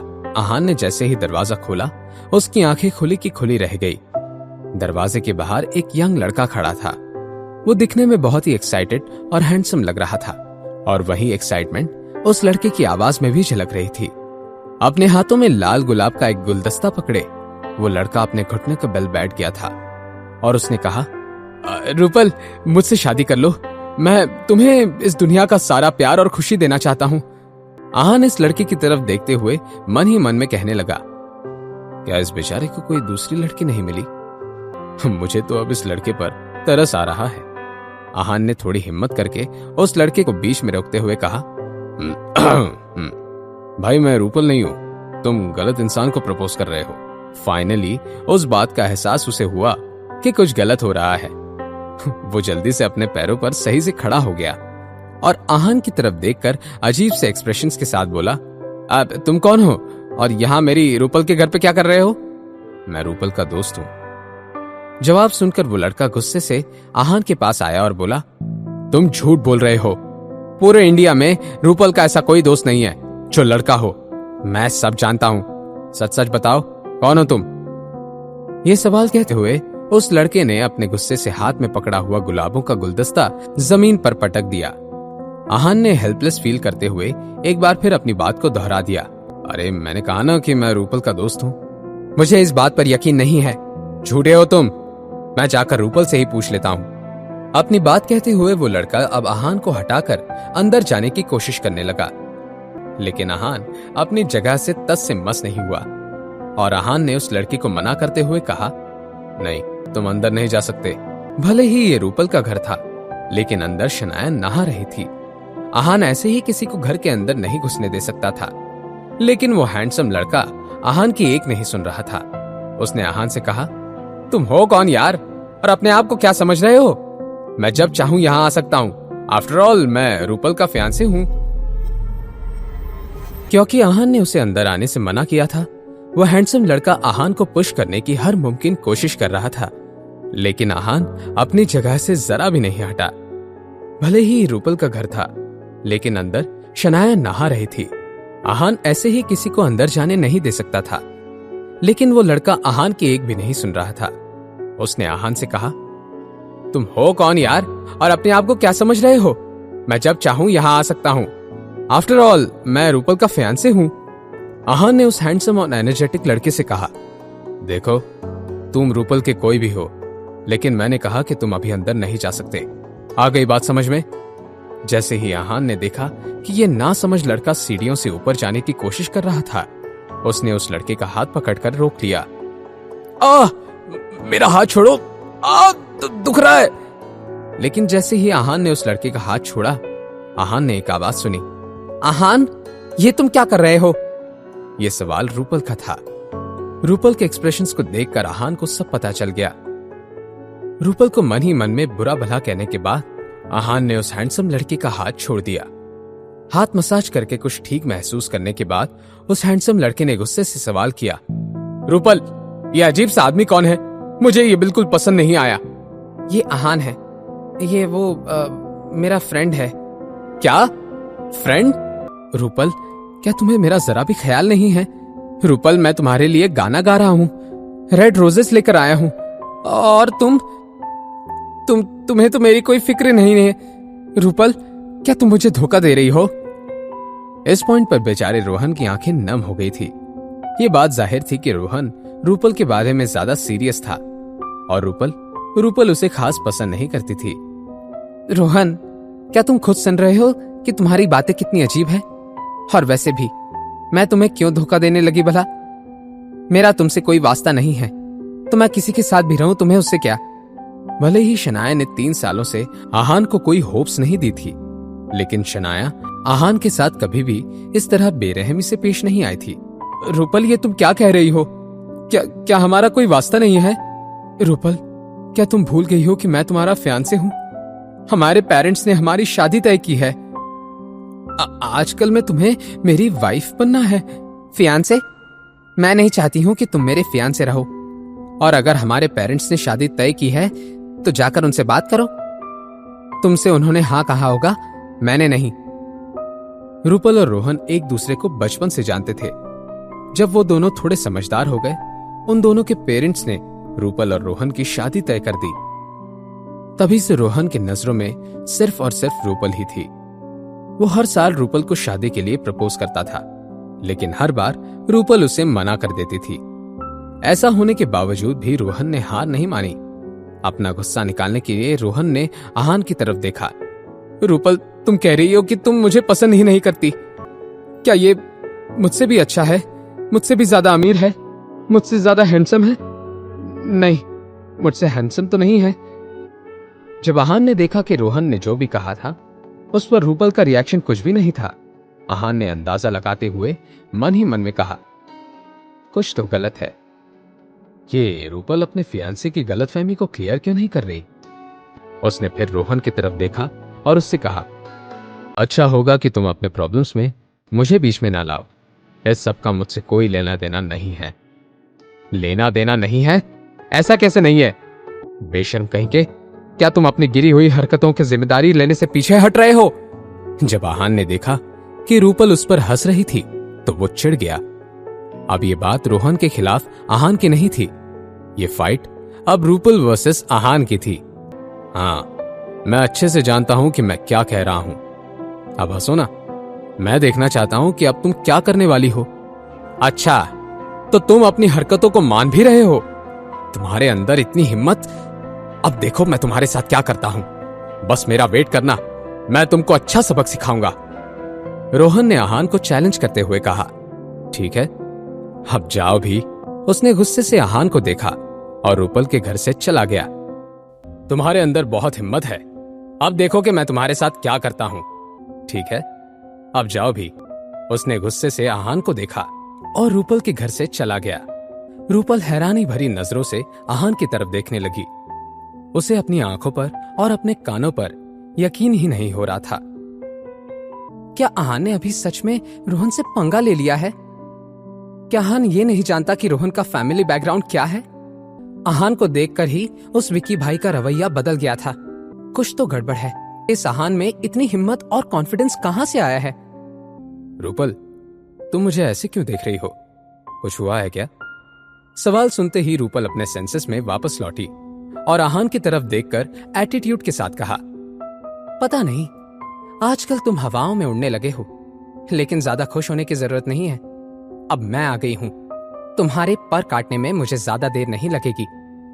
जाओ जाके खाना बना दो, मुझे और शनाया को भूख लगी हुई है।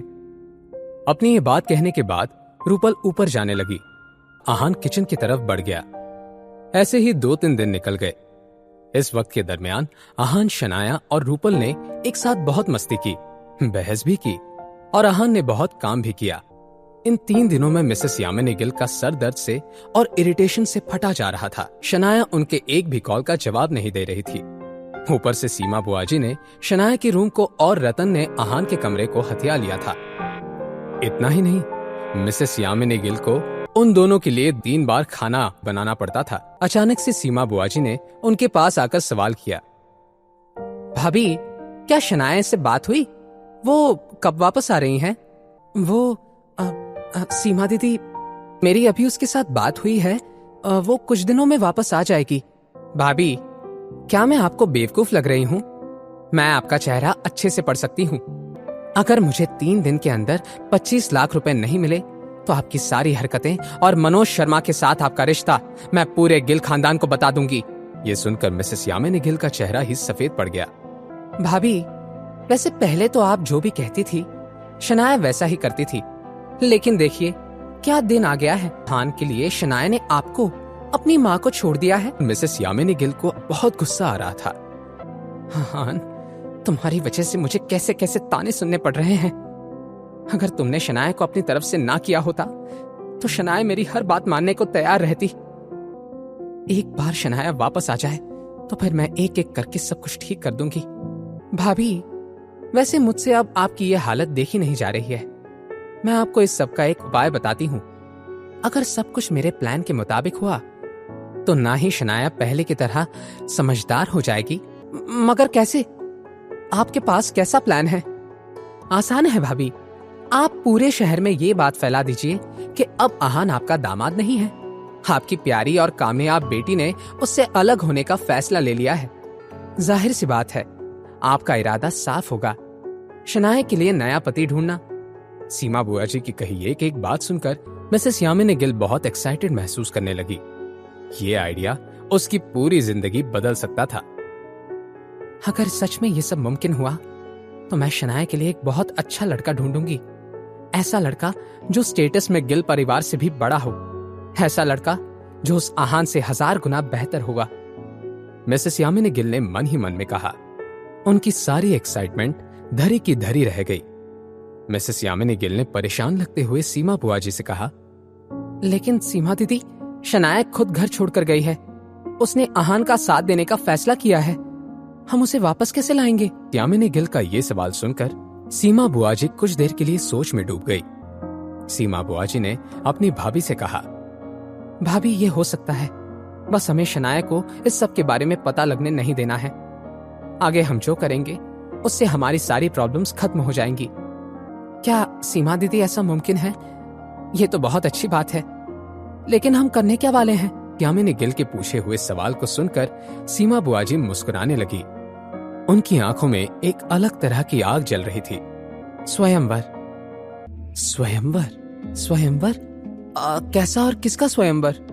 भाभी, इसमें ना समझने जैसा क्या है? बात साफ है, शनाया का स्वयंवर। शनाया खूबसूरत है, बिजनेस इंडस्ट्री में अपने पोटेंशियल को साबित कर चुकी है। उसका नाम शिमला के हर बड़े खानदान में जाना जाता है। कोई भी उससे शादी करने के लिए एक पैर पे भी तैयार हो जाएगा।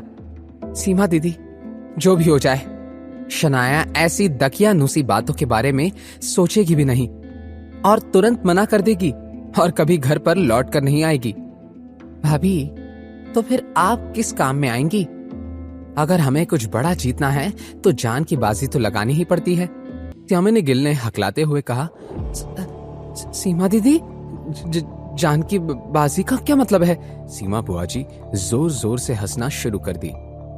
उन्होंने बिना ज्यादा देर सोचे अपना फैसला कर लिया और बहुत ही फर्म अंदाज में अपने चालाक ननन से कहा, बिल्कुल नहीं, ऐसा कभी नहीं होगा। दूसरी तरफ आहान आज भी रूपल और शनाया के लिए सुबह का नाश्ता बना रहा था। सब कुछ एक एक करके डाइनिंग टेबल पर ला रहा था। शनाया अभी अभी नहाकर नीचे आ रही थी। जैसे ही उसने देखा कि आहान उसकी खुशी के लिए कितनी मेहनत कर रहा है, तो शनाया के दिल में नरमी छा गई। पीछे से रूपल भी आ गई और उसने शनाया को हल्के से धक्का देते हुए कहा, शनाया, क्या तुम ठीक हो? शनाया अपने होश में वापस लौटी और रूपल को देखकर बोली, रूपल, क्या कर रही हो यार? मुझे अभी हार्ट अटैक आ जाता, और वो भी ऐसे छिपकर। रूपल, ये तुम क्या कह रही हो यार? ताड़ना क्या होता है? मैं तो बस आहान को देख रही थी, और मुझे छिपने की क्या जरूरत है? चलो नीचे। ये कहते हुए शनाया के गाल लाल हो गए थे। ताड़ना नहीं, देखना कहते हैं। आई बड़ी। और ये जो तुम लाल हुई जा रही हो, इसे क्या कहते हैं? मैं तो इसे ब्लश करना कहती हूँ। शनाया सच में शर्मा रही थी, लेकिन फिर भी उसने रूपल की कही बातों को सुनकर अनसुना कर दिया और जाकर डाइनिंग टेबल पर बैठ गई।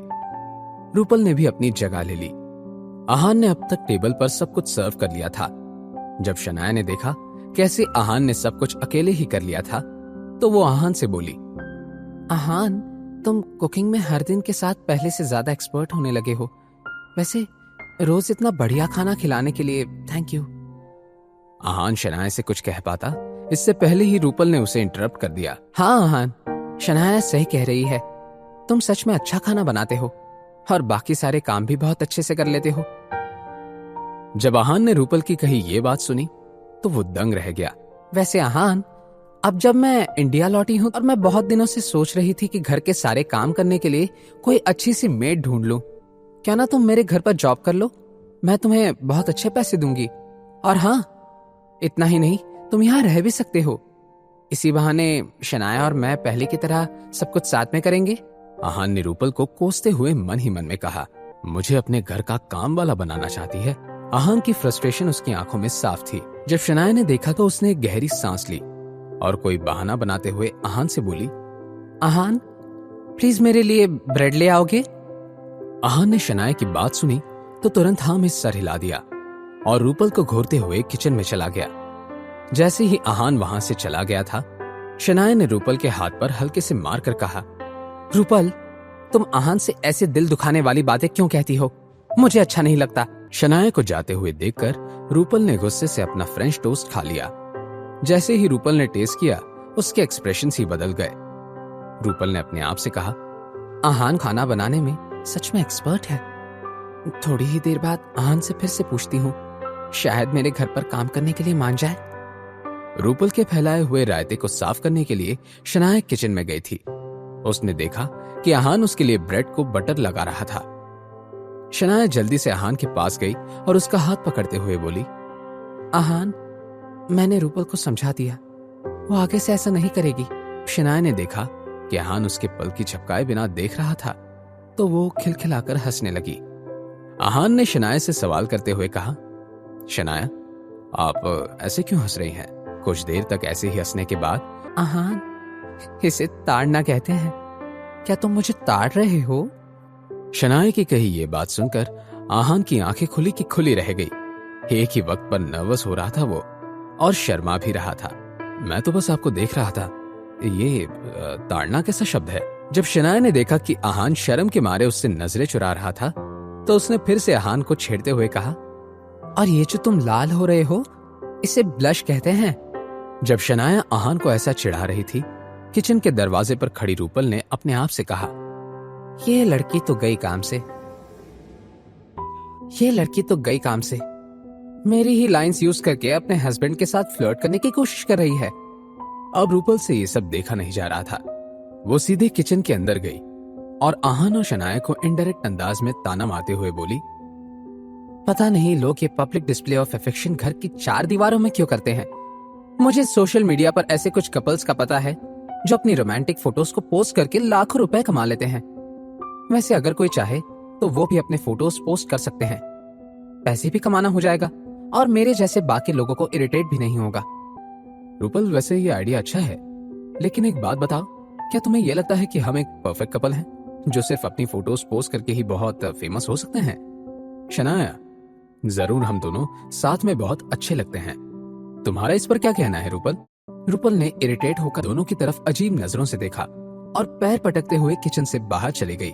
बिल्कुल भी नहीं, ऐसा कभी नहीं होगा। भाभी, क्या आप इस गलतफहमी में तो नहीं है कि मैं आपसे स्वयंवर के बारे में पूछ रही थी? मैं आपको बता रही थी आपके पास कोई दूसरा रास्ता नहीं है। देखिए, अगर आप अपनी मर्जी से ये सब कर सकती हैं तो अच्छा है, वरना आपको भी पता है कि मनोज शर्मा। सीमा दीदी, अगर शनाया नहीं आई तो? आप ही ना भाभी बिना वजह परेशान हो रही हैं। आप ही सोचिए, जिसने शनाया को जिल्लत के अलावा और कुछ नहीं दिया, और दूसरी तरफ शनाया की मॉम जिन्होंने उसे प्यार से बड़ा किया, पढ़ाया लिखाया, उसका ख्याल रखा। कोई भी बता सकता है कि शनाया आपको ही चुनेगी और आपके जेल जाने के बाद डर से भाग चली आएगी। एक गहरी सांस लेने के बाद मिसेस यामिनी गिल ने अपनी ननद की तरफ देखकर कॉन्फिडेंस के साथ कहा, सीमा दीदी, मैं ये जान की बाजी लगाने के लिए तैयार हूँ। सीमा बुआजी की आंखों में एक अजीब शैतानी एक्साइटमेंट थी। सीमा बुआजी का प्लान तैयार था। जैसे कि सीमा बुआजी ने उनसे कहा था, मिसेस यामिनी गिल ने दोपहर तक अपने कुछ दोस्तों को आहान और शनाया के अलग होने का बता दिया। एक से दूसरे, दूसरे से तीसरे और तीसरे से पूरे शहर तक ये खबर हवा की तरह फैल गई। सड़क सड़क पर हर कोने में बस इसी बात के चर्चे हो रहे थे। यहाँ तक कि एक डेली न्यूज़पेपर ने अपने ऑनलाइन वेबसाइट पर एक आर्टिकल पब्लिश कर लिया जिसमें ये हेडलाइन कुछ इस तरह थी, गरीब दामाद का अमीर घराने से निकल जाने का सफर।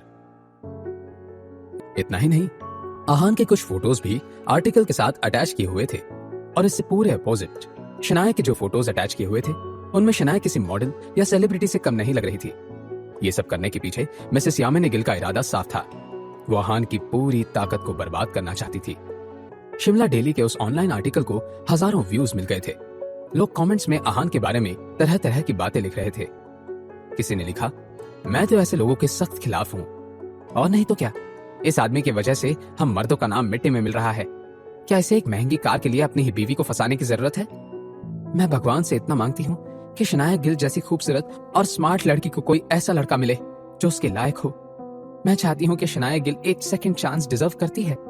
आहान की बहुत बुराई हो रही थी। हर उम्र के साथ लोगों की जबान पर सिर्फ और सिर्फ आहान और शनाया का जिक्र हो रहा था।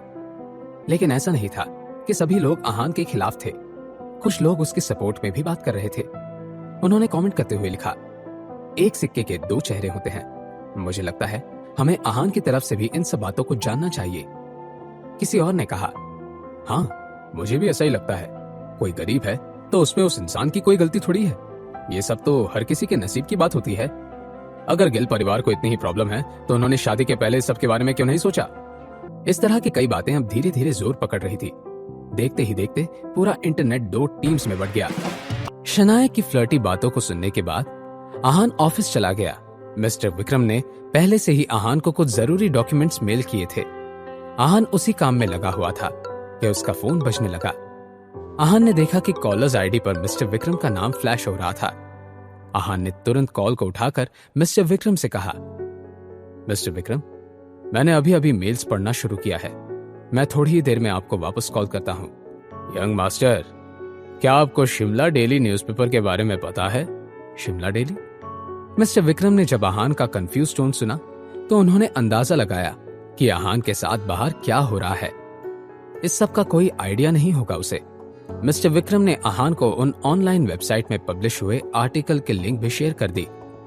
आर्टिकल में लिखे हुए डिटेल्स, अटैच की हुई तस्वीरें और लोगों के कमेंट्स, ये सब पढ़ने के बाद आहान को इस बात का अंदाजा तो हो ही गया था कि ये जरूर किसी अंदर के लोगों में किसी का काम होगा। मॉम, लगता है आपने मुझे गिल परिवार से निकालने के लिए पूरे शहर में तहलका मचा दिया है। अब देखते हैं ये तमाशा कितनी दूर तक जाता है। यंग मास्टर, मैं खुद इस मामले को संभालने की जिम्मेदारी लेना चाहता हूं। शिमला डेली कोई बड़ा न्यूज़पेपर नहीं है, लेकिन फिर भी इस न्यूज आर्टिकल की वजह से आपकी रेपुटेशन पर बुरा असर पड़ा है। यंग मास्टर, मैं माफी चाहता हूं। मेरे लापरवाह होने की वजह से ये आर्टिकल पब्लिश हुआ है। विक्रम जी, आपको इस सब में माफी मांगने की कोई जरूरत नहीं है। यह सब मिसेस यामिनी गिल का किया धरा है। यंग मास्टर, आपको परेशान होने की जरूरत नहीं है।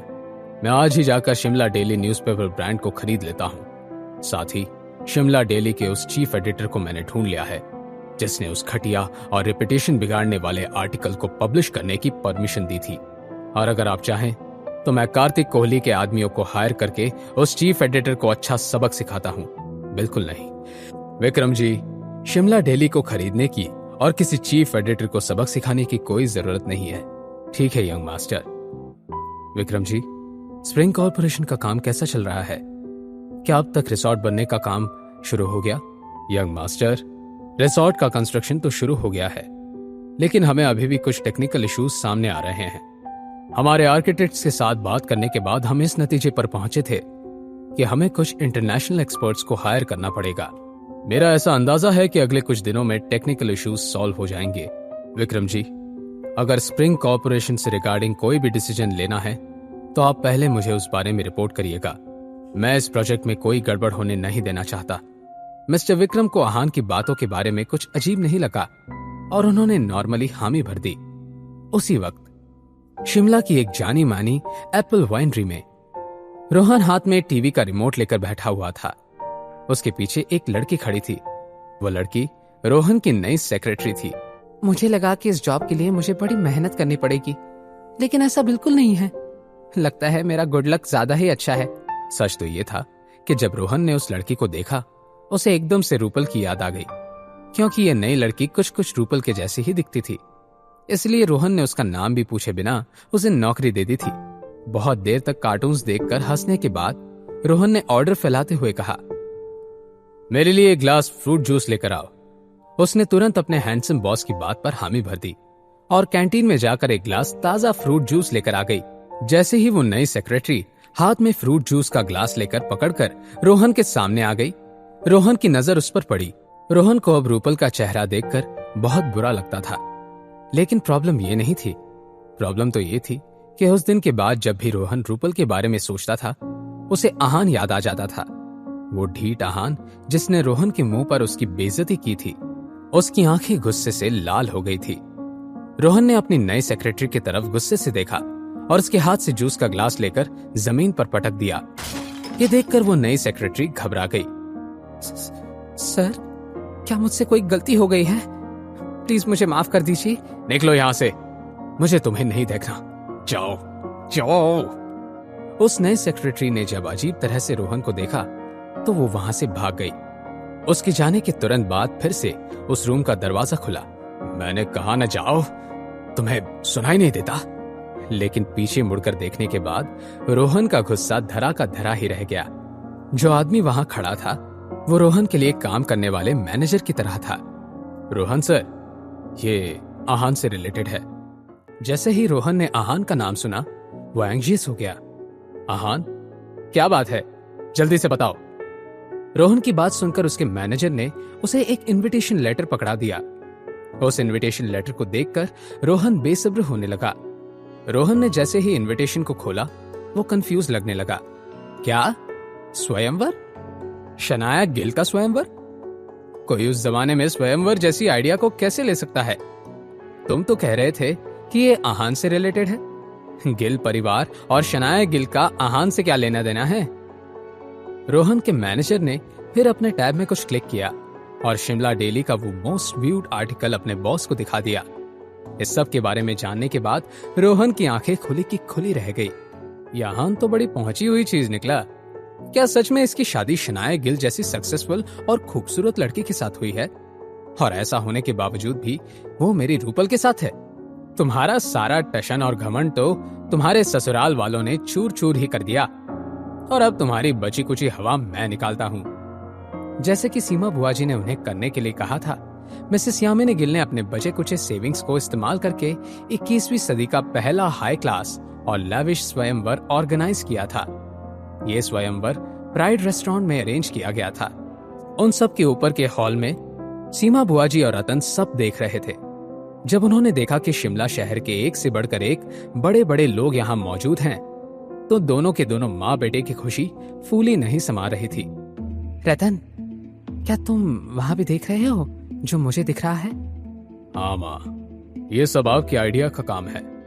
वैसे रतन, भले ही मैंने ही यामिनी भाभी को यह आइडिया दिया हुआ था, लेकिन मैं खुद इस सब के बारे में सोच भी नहीं रही थी।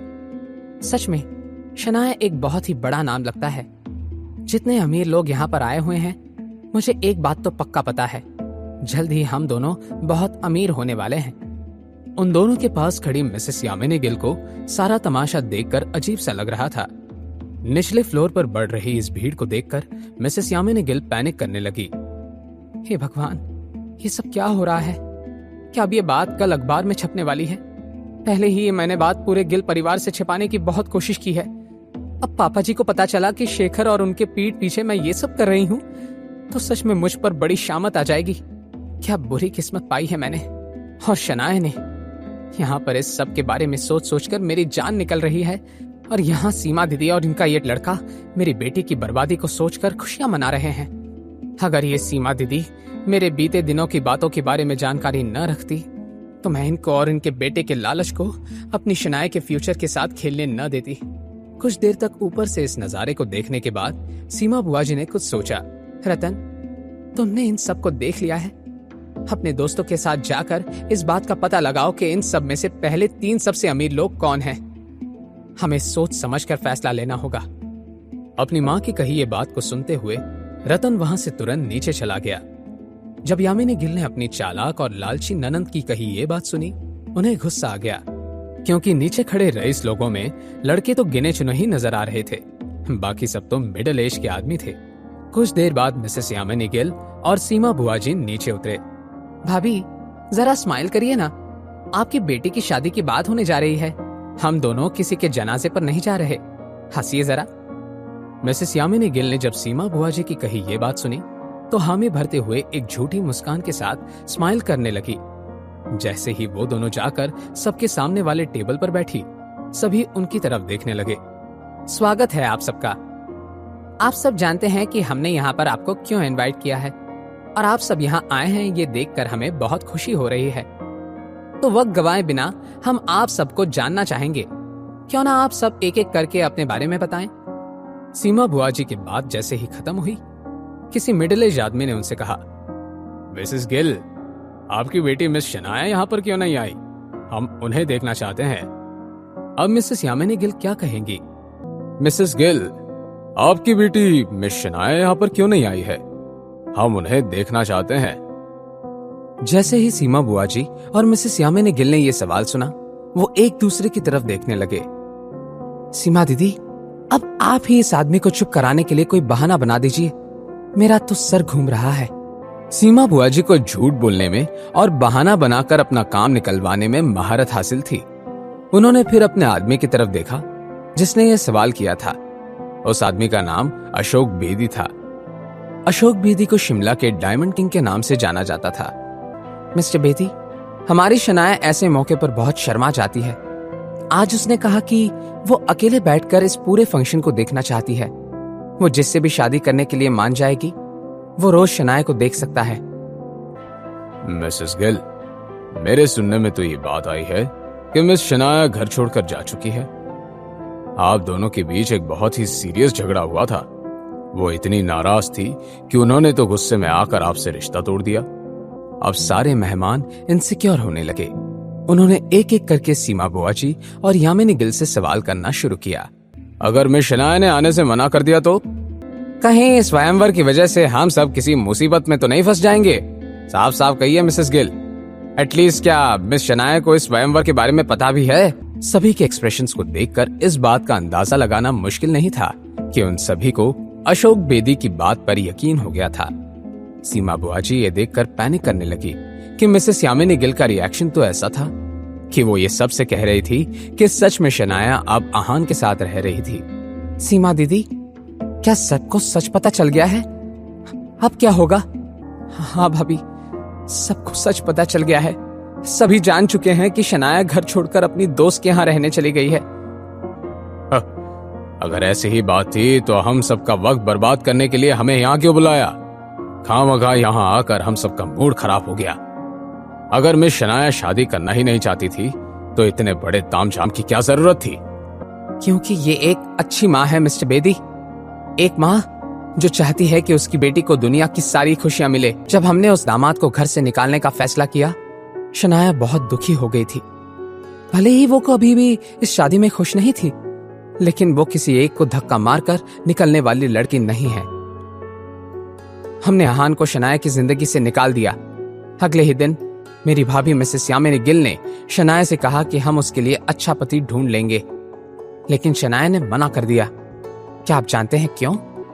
क्योंकि हमारी फूल जैसी बच्ची अब एक बार फिर से दुखी नहीं होना चाहती। वो तो इतनी डर गई है कि अब किसी पर भरोसा करने की ताकत उसके अंदर बची ही नहीं है। इस पॉइंट पर वहां मौजूद हर कोई शनाया पर तरस खा रहा था। हर किसी की आंखों में मिसेस यामिनी गिल के लिए सिंपैथी उमड़ रही थी। शिमला के सबसे बड़े खानदानों से दो ही नाम जाने माने थे, एक नेगी और दूसरे कोहली, और उन दोनों खानदानों में आपसी दुश्मनी थी। लेकिन रोहन की पहचान भी आम नहीं थी। वो रोहन कोहली था, कार्तिक कोहली के बड़े भाई का बेटा। जब दक्ष नेगी ने रोहन को वहां देखा तो वो मुस्कुराने लगा। लोग तो हैरान रह गए थे। रोहन के दिमाग में चल रही बातें और फ्रस्ट्रेशन उसके चेहरे पर साफ साफ नजर आ रहा था। अपनी चापलूसी वाली अंदाज में सीमा बुआजी रोहन से बोली, दामाद जी, मुझे और भाभी को आपसे मिलकर बहुत खुशी हुई। वैसे मुझे लगता है कि स्प्रिंग कॉर्पोरेशन वाले प्रोजेक्ट की वजह से आप हमारी शनाया को तो जानते ही होंगे। अच्छी बात है। वो सीमा बुआजी को चुप कराना ही चाहता था कि मिसेस यामिनी गिल बीच में बोल पड़ी, दामाद जी, वैसे शादी कब करनी है, कैसे करनी है, ये मैं आपके मॉम डैड के साथ मिलकर डिस्कस कर लूंगी। शादी? दामाद जी, उस शादीशुदा लड़की को मैं जानता ही नहीं हूँ, और ये है कि मेरे बारे में जाने बिना ही मुझे अपना दामाद कहकर पुकार रही हैं। ये कैसी नई मुसीबत है यार। फिर रोहन ने बेमन से एक ब्लैक कलर का कार्ड सीमा जी की ओर फेंक दिया और पैर पटकते हुए होटल से बाहर जाने लगा। फाइनली उस होटल में सीमा बुआजी, रतन और मिसेस यामिनी गिल ही बचे हुए थे। सीमा दीदी, मुझे तो अब भी इस बात पर यकीन नहीं हो रहा है कि सब कुछ बिना किसी रुकावट के पूरा हो गया। भाभी, सब कुछ सही से पूरा क्यों ना होता? पूरा तो होना ही था, सारा मेरा प्लान जो था। और हाँ यामिनी भाभी, अगर शनाया की जिंदगी में वहाँ आहान कभी नहीं होता तो शनाया की शादी पहले ही बहुत अमीर फैमिली में हो जाती। कोई बात नहीं सीमा दीदी, अब सब कुछ ठीक हो गया है। कोहली खानदान शिमला का सबसे अमीर खानदान है। मैंने तो सुना है कि स्प्रिंग कॉर्पोरेशन के डील के बाद कार्तिक कोहली का दिल्ली के रायजादा खानदान के साथ उठना बैठना भी है। कुछ ही दिन में कोहली परिवार को हिंदुस्तान में जाना जाएगा। दूसरी तरफ प्राइड होटल से बाहर जा रहे दक्ष नेगी ने किसी को कॉल किया। यंग मास्टर, काम हो गया है। आपने अच्छा काम किया है मिस्टर दक्ष नेगी। जी हाँ, ये आवाज और किसी की नहीं, आहान की थी। आहान जब पुलिस को वहां भेजने के बारे में सोच रहा था, आहान को एक नई खबर मालूम पड़ी। रोहन कोहली, रूपल का सो कॉल्ड फियांसे, आहान से बदला लेने के लिए उस स्वयंवर में हिस्सा लेने वाला था। आहान को अब रास्ता मिल गया था। मिस्टर विक्रम ने आहान को इस बात का अंदाजा पहले ही दे दिया था कि कोहली खानदान के साथ हाथ मिलाने की वजह से उनके दुश्मन नेकी खानदान भी आहान से दोस्ती करना चाहते थे, और आहान ने इस सिचुएशन का फायदा उठाकर दक्ष नेगी को वहां भेज दिया और अपना काम सही से करा लिया। Thank you so much. Young master, आपको मुझे थैंक यू कहने की कोई जरूरत नहीं है। वैसे मुझे आपको कुछ बताना है। मुझे वो सीमा गिल के बारे में कुछ पता चल गया है। मैंने इस बात का पता लगा लिया है कि वो मिसेस यामिनी गिल को किस बात को लेकर ब्लैकमेल कर रही है। दक्ष नेगी की ऐसी कौन सी सच्चाई का पता लग गया था? अब आहान आगे क्या करने वाला था? शनाया का रिएक्शन कैसा होगा जब उसे पता चलेगा कि मिसेस यामिनी गिल और सीमा बुआजी ने मिलकर उसके साथ क्या किया है? जानने के लिए देखिए अगला एपिसोड सिर्फ पॉकेट एफएम के यूट्यूब चैनल पर, और सीक्रेट अमीरजादा के सारे एपिसोड्स को सुनने के लिए डिस्क्रिप्शन में दी हुई लिंक से डाउनलोड कीजिए पॉकेट एफएम ऐप।